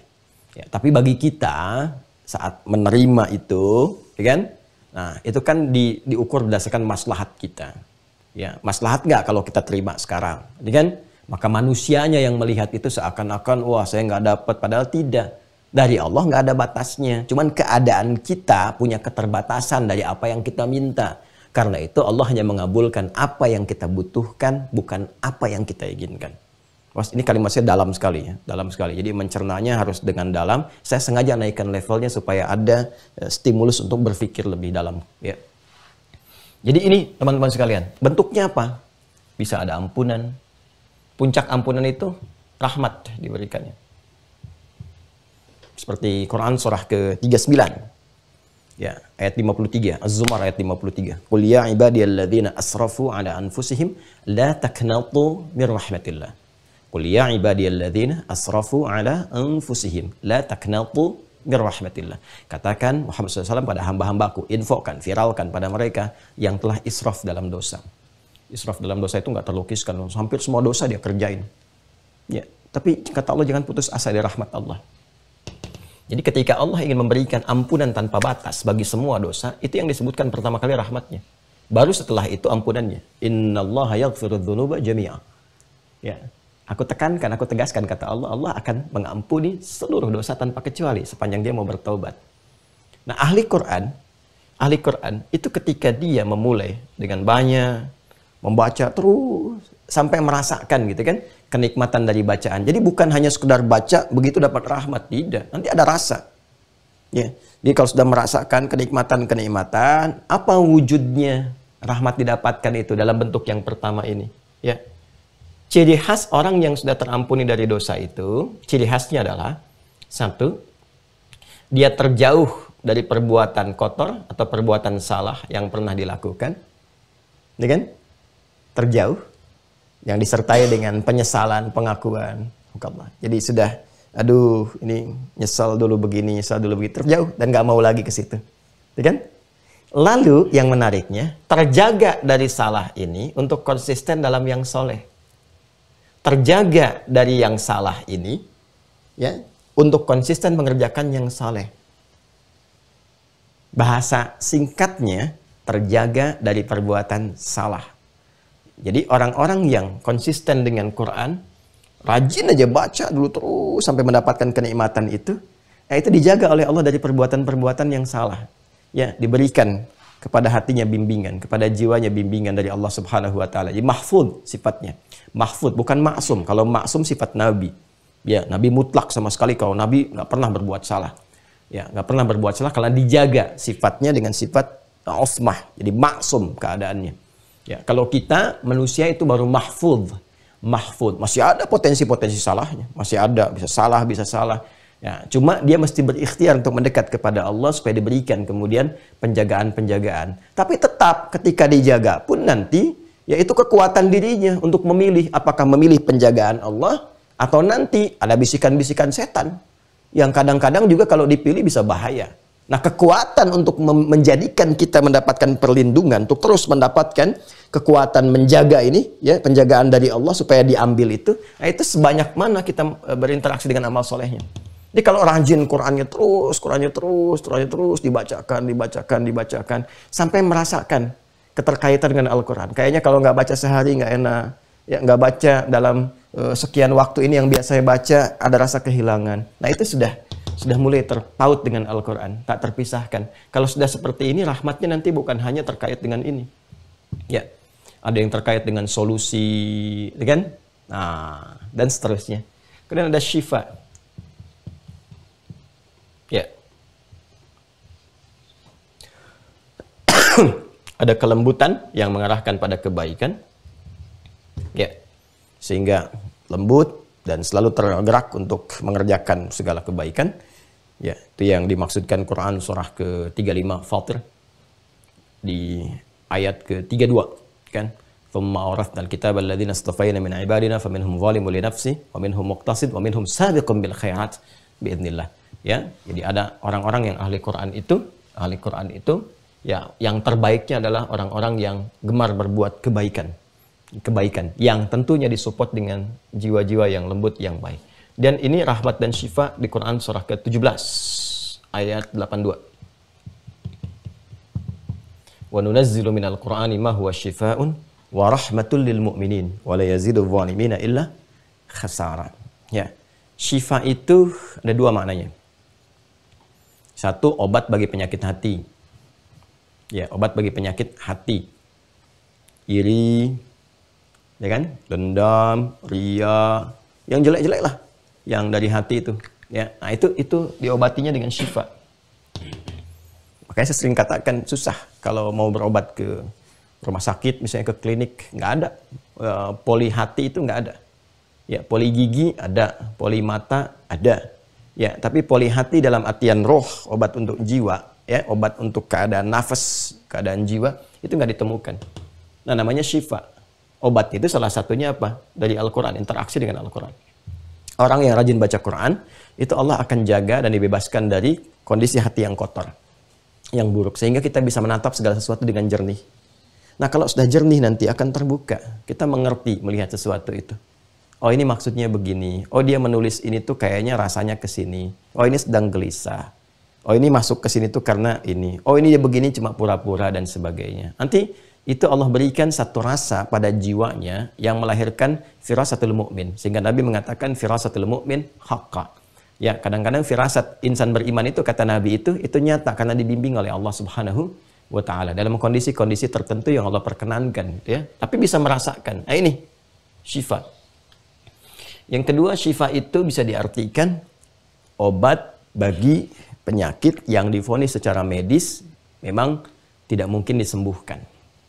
Nah, itu di situ kemudian kalau manusia sudah mengangkat tangannya, ini menunjukkan bahwa Allah menginginkan penyakit itu langsung disembuhkan, kan? Tanpa adanya campur tangan manusia, yaitu dengan amalan-amalan yang Allah turunkan, salah satunya nanti itu dengan Al-Quran. Ya. Ini pernah terbukti ini. Saya pernah sampaikan kepada murid-murid waktu karantina, para penghafal itu ya. Ada angkatan kedua ya waktu itu ya. Angkatan kedua.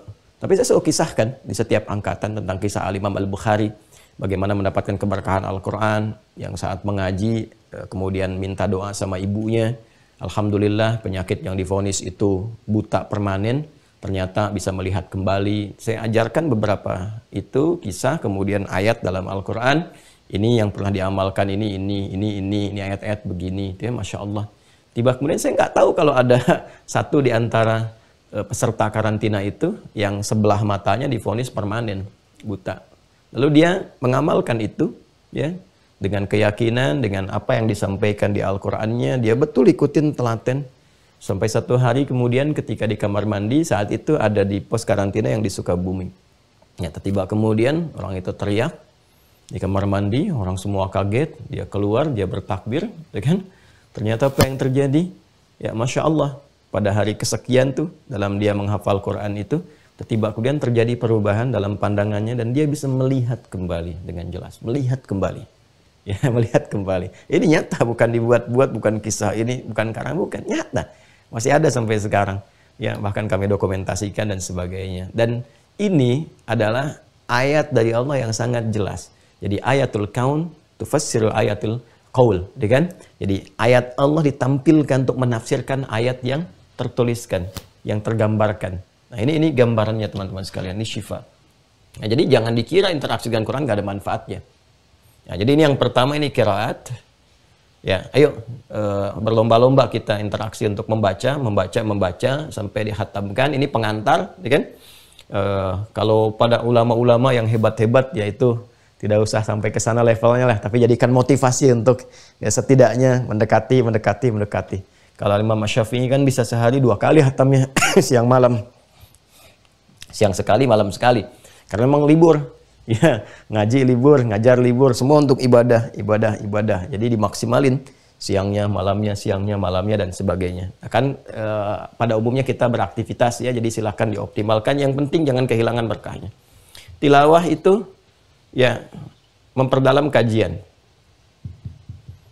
Nah, ada 2 cara yang bisa saya, Anda, atau kita lakukan untuk tilawah. Cara pertama,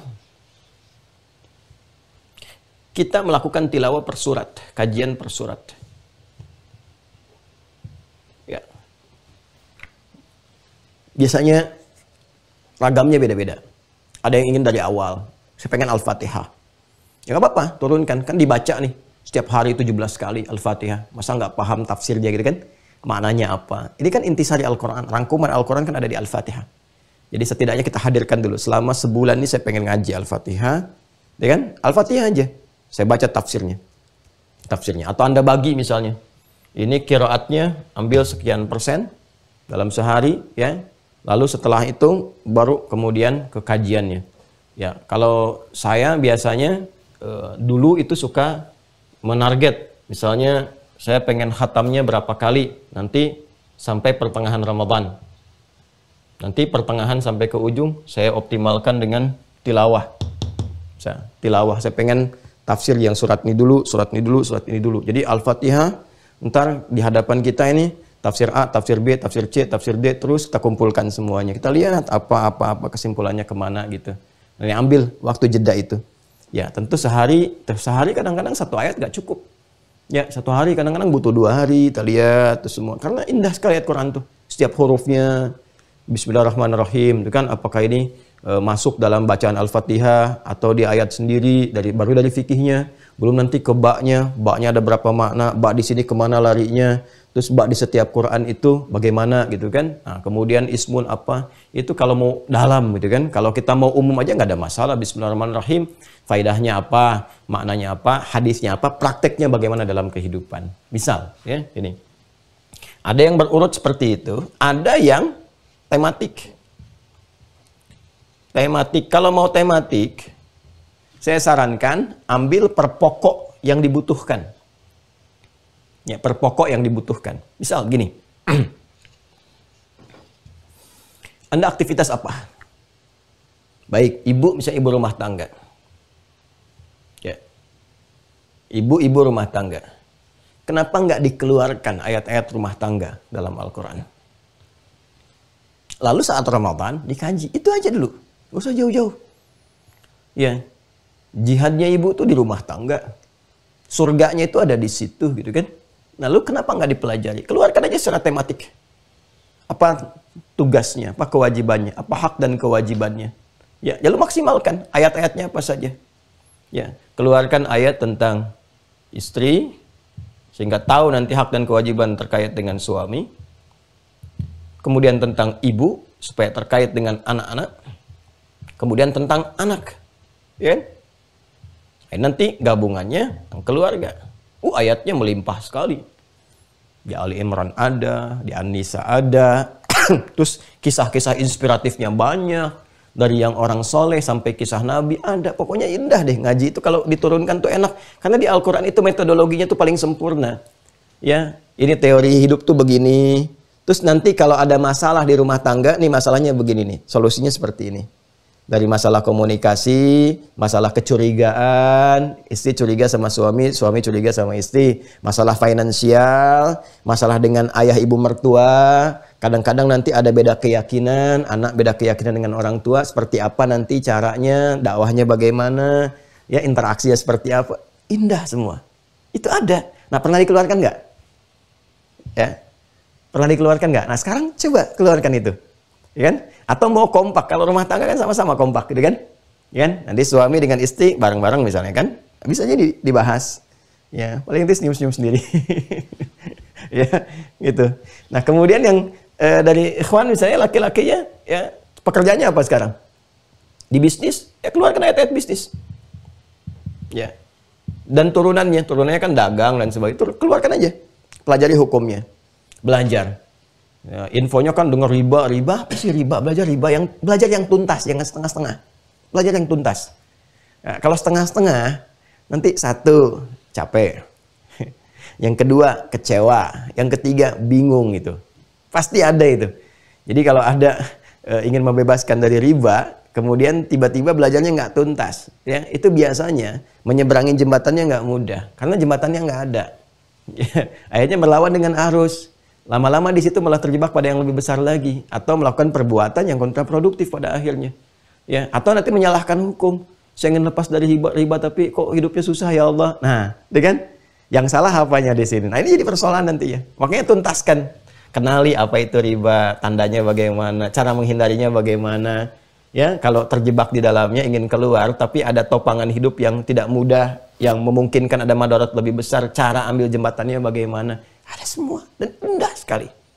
Indah. Dan ini selesai semua. Hadisnya ada, penjabaran ulamanya ada, contoh setiap keadaannya ada dan sebagainya. Gitu ya. Nah ini teman-teman sekalian, ini di bisnis. Apa aja insya Allah ada lah. Di birokrasi ada, diplomasi ada, di militer ada. Apa sih profesi yang nggak ada gitu kan? Ya karena miniatur kehidupan kita kan sudah ada di sirah di zaman Nabi itu prakteknya. Dan praktek kehidupan Nabi itu kan tafsir Quran terbaik yang bisa dikeluarkan. Penjelasannya di mana? Di hadis itu ada 97 topik di Al-Bukhari. Ya karena itu kalau saya biasanya suka apa sih temanya yang dibutuhkan? Oh udah cek keluarin ayatnya, atau kalau mau gampang buka kitab-kitab hadis yang kitab jami itu kan ya, Al-Bukhari atau Sahih Muslim misalnya 97 topik, tinggal keluarkan salah satu topiknya. Apa topiknya? Sudah deh, ini hadisnya sudah ada, tinggal ayatnya juga dikumpulkan dan terbantu karena di Sahih Al-Bukhari kan suka dimulai dengan ayat-ayat juga, tinggal nanti kita tambahkan, kalau nggak tahu tinggal tanya. Ya nanti di Mira misalnya boleh nanti yang menjelang Ramadan Anda boleh sampaikan, tanya, misalnya kita kumpulkan nanti ayat-ayat kalau mau bikin kurikulum tentang ini. Kalau di kesehatan atau kedokteran, apa nih yang mau dikaji? Boleh. Anda yang profesinya dokter, coba, ayo. Coba, udah berapa lama? Puluhan tahun, masa nggak dikeluarkan ayatnya dokter mata? Ayo misalnya kan, ayat-ayat tentang mata. Dokter telinga, ayat-ayat tentang telinga. Ayo, jangan sampai sehat di dunia, tapi nggak sehat di akhirat nanti, ayo.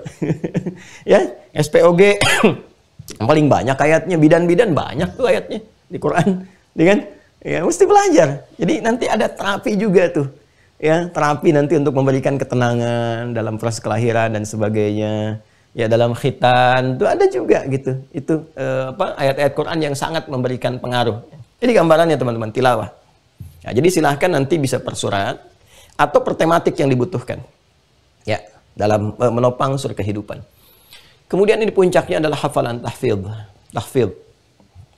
Ya, tahfidz ini ya, termasuk yang tinggi lah ya, dan ini di Ramadan ini momentum dan nggak bisa ditemukan lagi yang lebih dahsyat dibanding Ramadan, akselerasinya, percepatannya, dan itu lintas usia. Jadi jangan katakan seusia sekian puluh, sekian ini, tidak ya, itu Masya Allah, baik yang saya nggak bisa batasi ya, yang penting yang sudah bisa mulai bicara anak-anak tuh. Anak saya nomor 3 Ahmad itu baru 2 tahun berapa ya, 8 bulan ya, 2 tahun 8 bulan kalau nggak salah itu. Dia sudah bicara lah, walaupun barangkali artikulasinya mungkin dalam beberapa hal masih belum jelas dalam beberapa hal, tapi Masya Allah itu diinstal Quran itu udah masuk gitu, masuk. Jadi dari mulai bisa bicara tuh udah bisa ya, bacakan misalnya ya, dan itu semua anak punya potensi itu sampai tanpa batas ke atas. Ya, jangan dilihat 30 juz, enggak. Tugas kita itu berikhtiar menjadi ahli Quran. Ya, menentukan hasil sekian juz tidak. Pasang target yang tinggi, 30 insya Allah selesai Ramadan. Alhamdulillah, pasang aja yang paling tinggi. Dan biarkan nikmati proses. Ya, biarkan Allah memberikan yang terbaik seperti yang Allah inginkan. Kalau udah diberi, jaga. Ini kan? Nah, dan nikmati proses itulah ahli Quran. Jadi penghafal Quran itu bukan berapa banyak dia hafalkan, tapi berapa banyak yang dia hafal itu menjadi pedoman berkehidupan dalam dirinya. Itu. Jadi kalau sudah menyatu dengan ayat, itulah ahli Quran. Itulah ahli Quran. Ya, tapi selama hidupnya dia terus. Jadi yang hafal 30 juz saja menjaga. Ya kan? Nah, yang belum masuk ke situ terus berusaha sampai kehidupan berakhir. Itulah ahli Al-Quran. Ya, jadi manfaatkan nih menghafal ini. Nanti insya Allah di STWH juga akan dibuka lagi tuh karantina 30 juz. Ya, nanti gabung ya di karantina STWH itu teman-teman di Mira ya. Gabung itu nanti ada karantina 30 juz. Ya, 30 hari. Ya, tahun kemarin Masya Allah ya ada yang dapat 30 juz ya dalam 30 hari. Dan itu nggak sedikit. Ada berapa banyak? 15 orang. Masya Allah 15 orang tuh 30 juz 30 hari. Ya, kemarin terbatas pesertanya karena memang muslimnya juga terbatas. Sekarang ada muslim 100 orang kurang lebih. Ya, jadi kalau 100 orang, satu orang bisa nangani 5 lah, terima setoran misalnya kan. Ya, ada 500 mungkin bisa dibuka itu. Ya, Alhamdulillah, ayo semangat. Nanti bisa dikontrol sehingga bisa maksimal didapatkan. Nanti kalau sudah dapat ini Masya Allah nggak terlukiskan nih. Ya, nggak terlukiskan. Jadi memudahkan qiraat, memudahkan tilawah, mudah semua nih. Dan memudahkan kehidupan pada umumnya. Nah, ini bagian pertama, interaksi dengan Al-Quran. Jadi, Anda bisa kemudian, memulai dari sekarang, disiapkan ya. Siapkan. Jadi, sekarang sudah siap-siap, kasih catatan.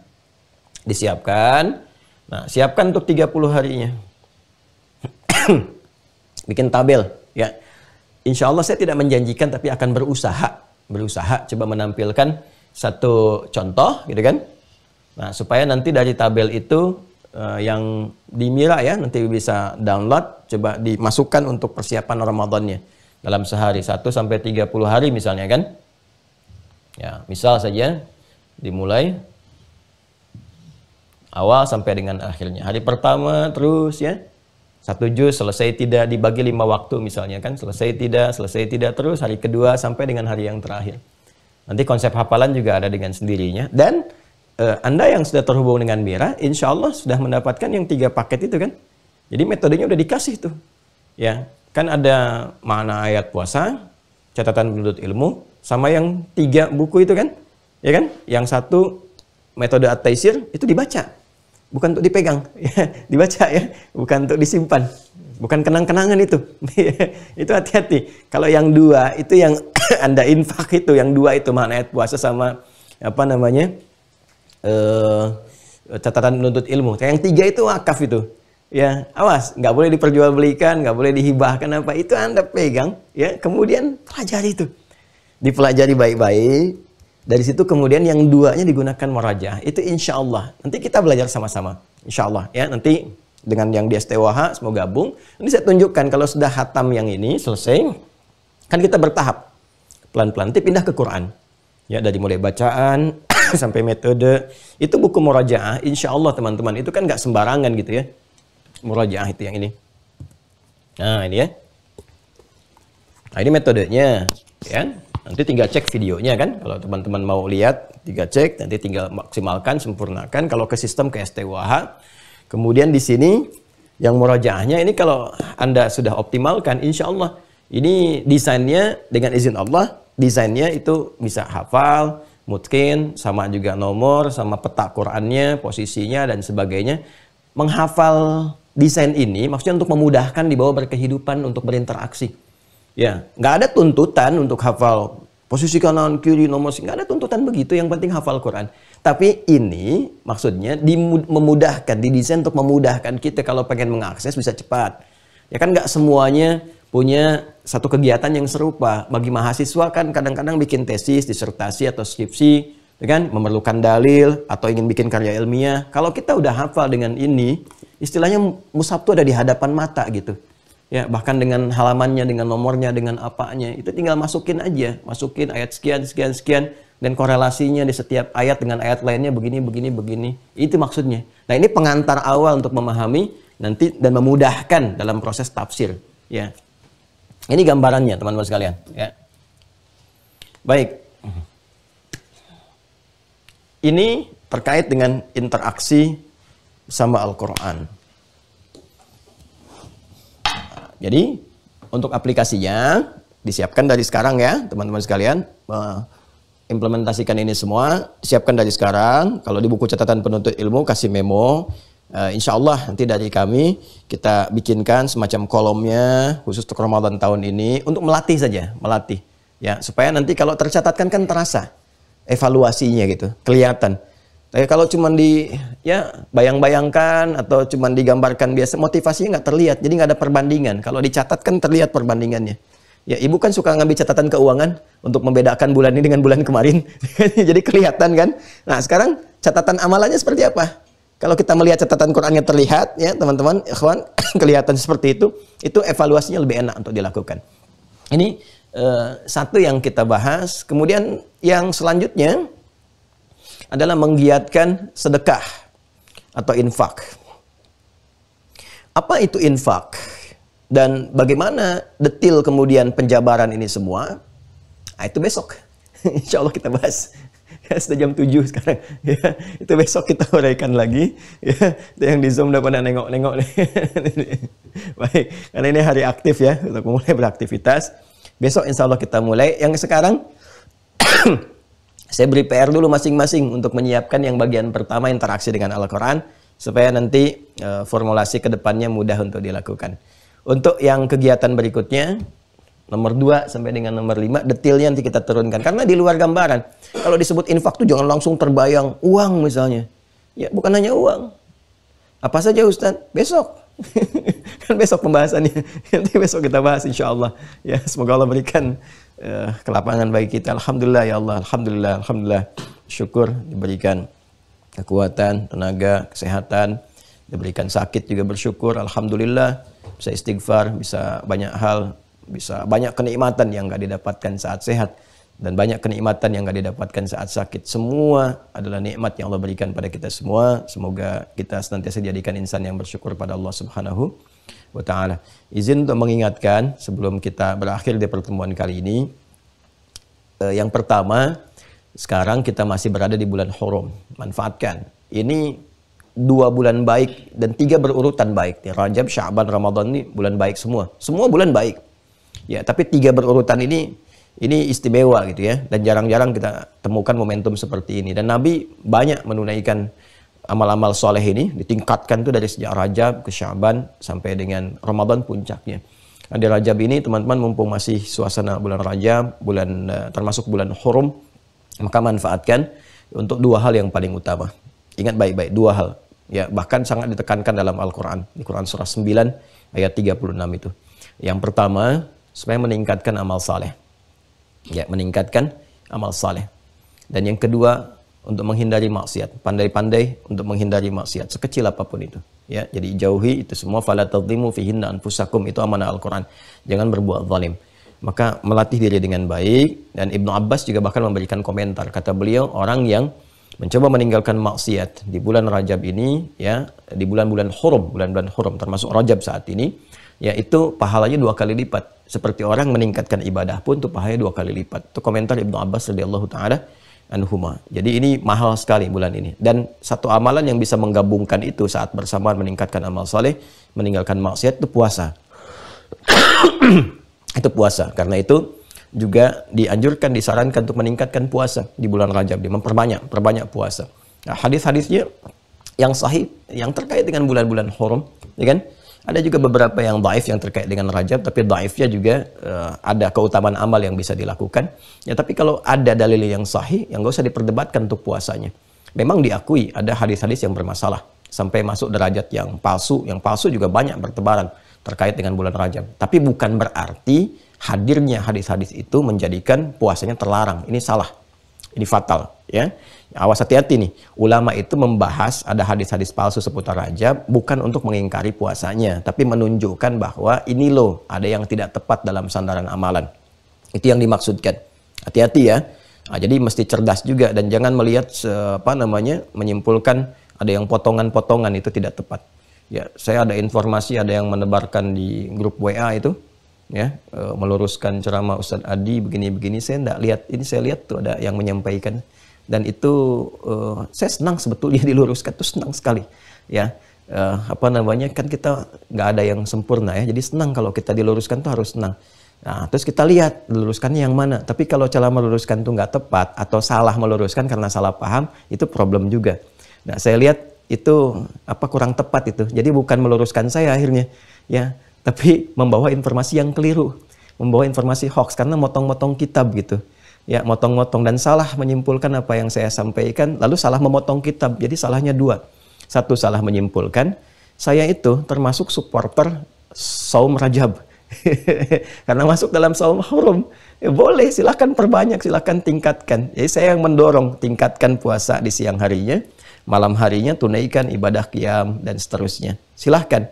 Tapi juga saya termasuk yang menganjurkan waspada, ya, terhadap hadis-hadis yang palsu. Jadi jangan menyandarkan kepada yang palsunya, ambil yang sahihnya. Nah, itu nanti ada Imam Ibnu Hajar Al-Asqalani yang mengingatkan itu dalam kitabnya Tabyinul Ujab, ya, fi mawarada fi syahri Rajab. Nanti beliau menguraikan hadis-hadisnya, ini yang palsunya, ini yang bermasalahnya. Baca nanti. Lalu beliau juga mengutip. Ini komentarnya Imam Dhahabi. Imam Dhahabi itu 673 Hijrah. Imam Ibnu Hajar Al-Asqalani 773 Hijrah. Nah, tapi ada memang yang berlebihan, yang dari hadis ini langsung mengatakan nggak ada puasa Rajab, ya, nggak boleh puasa. Nah, ini yang salah, ini yang tidak tepat, ya. Jadi hadis palsu itu dimunculkan, teman-teman sekalian. Memang motivasinya terlihat seperti benar supaya ngajak orang puasa, cuman caranya salah. Yang salah itu caranya, bukan puasanya. Kalau puasanya nggak ada masalah, karena termasuk bulan Hurum, ambil hadis yang sahihnya. Ya, nanti ada hadis Al-Bahili juga yang menerangkan tentang puasa hurufnya, itu dianjurkan, silahkan perbanyak. Tidak ada masalah, dan hikmahnya persiapan menuju Ramadan. Nanti Rajab awalnya, pertengahannya Sya'ban, kemudian Ramadan. Nah, itu diulas oleh siapa? Disoal kemudian oleh Ibnu Hajar Al-Haytami. Ibnu Hajar Al-Haytami itu punya kitab. Nah, kitabnya kita punya ini. Dikira kita nggak punya kitabnya. Ada kitabnya. Nah, ini nih, Al-Fatawa Al-Kubra Al-Fiqhiyah. Jilid kedua. Saya hafal jilidnya malah Kitabus Shaum. Nah, ini nih, Kitabus Shaum. Nah, beliau itu menyoal orang-orang yang semudah-mudahnya kemudian mengatakan nggak perlu puasa, melarang puasa. Ya, dan larangannya itu disandarkan pada hadis palsunya. Itu yang salah yang disoal oleh beliau, karena ada hadis-hadis yang lain. Ya, yang sahihnya, bahkan yang standar doifnya pun doif yang masih bisa diamalkan, bukan 3M. Ya, matruk, kemudian mungkar, maudhu'. Nah, lalu saya perhatikan tuh ada yang nyebar di grup WA, dia motong-motong gitu. Ya, saya kan udah baca kitabnya, ini bahkan saya hafal ini. Ya, isi yang di kitab Shaum ini dikutip itu saya hafal karena saya sudah baca.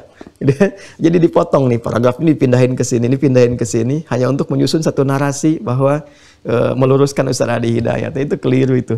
Ya, jadi keliru paham tentang apa yang saya sampaikan. Yang kedua, keliru mengutip isi kitab ini. Kita punya 4 jilid, ini hanya mengutip satu kalimat di paragraf ini, ambil di paragraf ini lagi.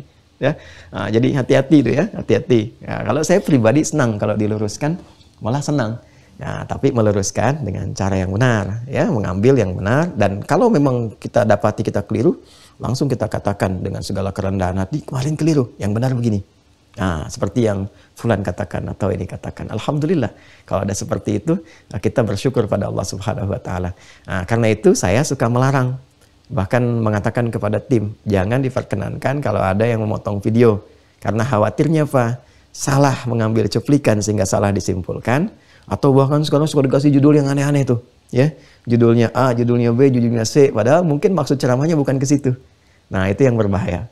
Nah, jadi teman-teman sekalian, saya ingin kembali mengatakan bahwa manfaatkan, karena kurang lebih sebentar lagi tersisa. Kurang dari 10 hari lagi selesai bulan Rajab. Minimal kata para ulama, seharilah puasa untuk mendapatkan bagian dari keutamaan bulannya. Itu satu. Ya. Kemudian yang kedua, masih ada yang bertanya tentang mira. Ya. Saya kira masih ada itu kuota sesuai dengan kitab yang sudah kita siapkan untuk memulai awal dasar angkatan kedua. Mungkin ada beberapa paket lagi, saya mungkin lihat tersisa nggak lebih dari 200-an ya. Jadi kalau ada yang masih bertanya, silahkan cek saja nanti di Wah Corner untuk terhubung ke situ. Silahkan bisa dioptimalkan, mudah-mudahan Anda bisa masuk kepada gelombang angkatan kedua yang disiapkan. Nah, teman-teman yang ketiga, insya Allah di hari Rabu ya kita akan memulai Rabu yang ini, yang sekarang, yang kemarin ketika kita akan eksekusi, kita mulai ternyata tim arsitek semua itu terkena COVID sehingga harus karantina semua. Alhamdulillah berkat doa kita semua sudah sehat semuanya, sudah baik dan sebagainya. Saya sendiri kena gejala tipes, nggak ada kaitan sama COVID karena dari seharian sampai besoknya lagi, nah itu nggak berhenti aktivitas terus. Kemudian pas memang lagi ada terasa udah mulai lemah. Ternyata masih ada janji untuk mengajar di 2 sesi dan memberikan keterangan ahli pada 1 kasus gitu ya. Jadi saya lakukan, setelah itu alhamdulillah malamnya langsung harus istirahat selama 3 hari. Alhamdulillah sekarang sudah mulai kembali. Jadi hari Rabu kita akan memulai dan semua tim, full tim. Jadi ada arsitek, ada kita juga bergerak ke lokasi. Insya Allah kita akan ngambil video dari sana untuk menunjukkan kepada teman-teman bahwa pembangunan pesantren sudah akan dimulai untuk yang pesantren ya. Kalau yang SD kan sudah tinggal mungkin 15% lagi. Selesai, tuntas. Mudah-mudahan Ramadan sudah selesai. Jadi pasca Ramadan nanti saya bisa mengundang juga yang di Mira ya secara zonasi untuk mencoba aulanya. Kalau yang pesantren mungkin masih butuh waktu. Tapi mari kita sama-sama bangun. Ya, jadi saya masih membuka kesempatan untuk ada kesempatan wakaf. Bukan donasi, saya nggak minta donasi. Ya, saya punya Allah untuk bisa mencukupkan semua. Tapi saya hanya memberikan gambaran, ini adalah lahan untuk wakaf yang kita buka. Dan alhamdulillah sebagian juga sudah kita siapkan. Dan mudah-mudahan kalau sudah tercukupi juga kami akan tutup. Akan dimulai dari struktur sekarang. Akan dimulai dari struktur dulu selama berapa waktu ke depan. Nanti saya sampaikan ke teman-teman kebutuhan dan sebagainya. Struktur ini yang paling bagus. Ya, kalau untuk wakaf, karena struktur ini kan nggak akan berubah apapun karena dari dalam semua ditanam dan seterusnya.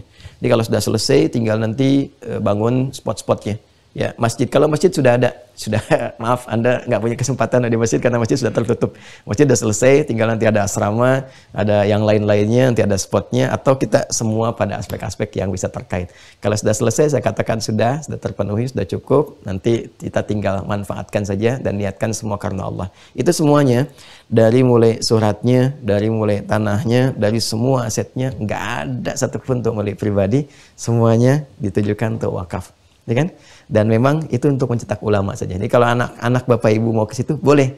Syarat untuk masuknya 30 juz Al-Quran. Masih ada waktu 2 tahun dari sekarang. Boleh, 2024 ya, baru mulai. Makanya saya kan suka ada 2024. Nah itu maksudnya pesantren jadi. Nah itu nanti 30 juz baru bisa masuk, dan yang diterima hanya 40 orang. 20 ikhwan, 20 akhwat, dan hanya mendidik untuk calon ulama saja.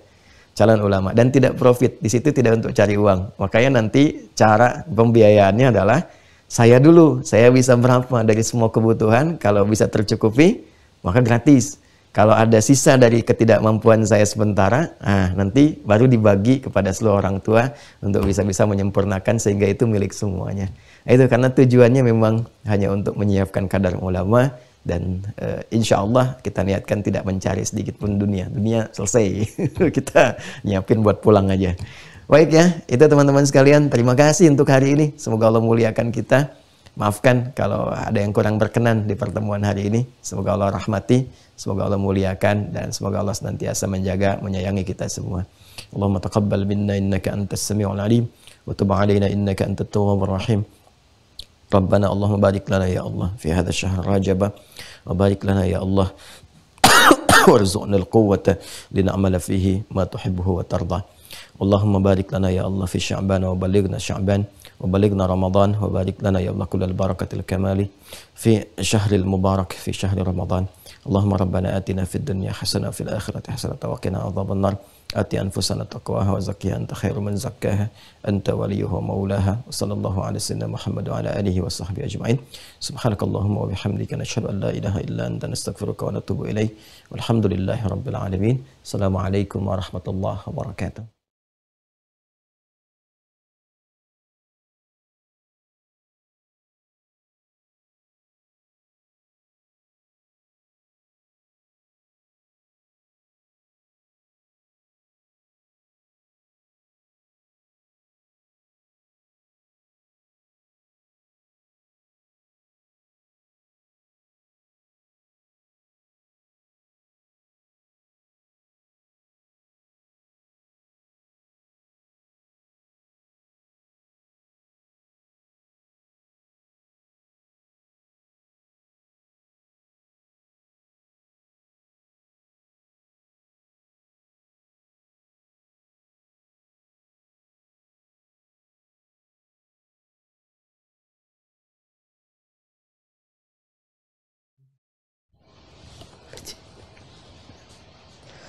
Alhamdulillahirrahmanirrahim. Jazakumullahu khairan kasiran kepada guru kita semua, Ustadz Dr. Adi Hidayat LCMA. Mari kita bermohon kepada Allah Subhanahu wa taala dalam setiap sujud kita, dalam setiap doa kita, semoga Allah senantiasa memberikan kesehatan dan juga umur yang panjang dalam ketaatan pada guru kita, dan mengampuni segala dosa dan kesalahannya untuk beliau beserta keluarga. Juga memudahkan segala urusannya, baik urusan dunia maupun urusan akhiratnya. Amin. Dan tidak lupa kita bermohon kepada Allah Subhanahu wa taala, semoga ilmu yang disampaikan pada pertemuan subuh kali ini menjadi ilmu yang bermanfaat, dan Allah mudahkan kita untuk bisa memahami juga mengamalkannya dalam kehidupan kita sehari-hari. Amin. Izin kembali mengingatkan pada teman-teman sekalian yang sudah terdaftar dan sudah memiliki perangkat belajar Mira Institute untuk bisa mengaktifkan akunnya dengan cara login di website resmi Mira Institute. Silakan masuk ke mira.quantumakhir.com, lalu tekan tombol login, maka teman-teman akan diminta untuk menggunakan username dan juga password. Untuk mengetahui username dan juga password, teman-teman bisa merujuk ke folder inbox yang ada di email teman-teman sekalian. Jika belum ditemukan, teman-teman bisa merujuk ke folder spam ataupun folder junk, karena ada kemungkinan username dan juga password yang kami kirimkan masuk ke folder-folder tersebut.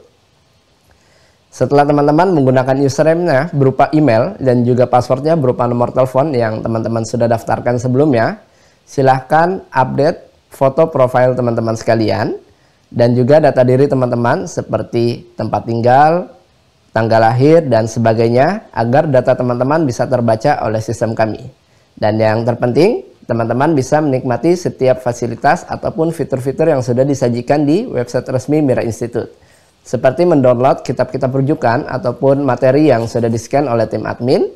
Teman-teman juga bisa mereview kembali video-video materi dari awal pertemuan, juga bisa mengevaluasi pemahaman teman-teman sekalian dengan menjawab beragam macam pertanyaan yang sudah disajikan di website resmi Mira Institute.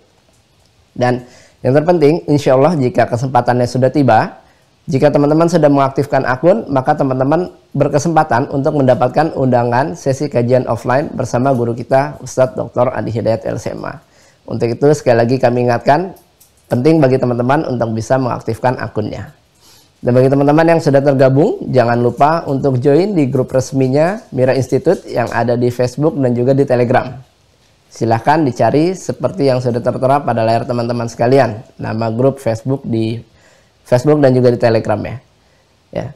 Dan bagi teman-teman yang baru tergabung, kami himbau untuk bisa mengikuti sesi materi dari awal pertemuan secara bertahap dari episode Muqaddimah bab akidah dan seterusnya secara bertahap agar pemahamannya bisa lebih maksimal dan pertemuan satu dengan pertemuan lain pemahamannya bisa tersambung dan juga terkorelasi.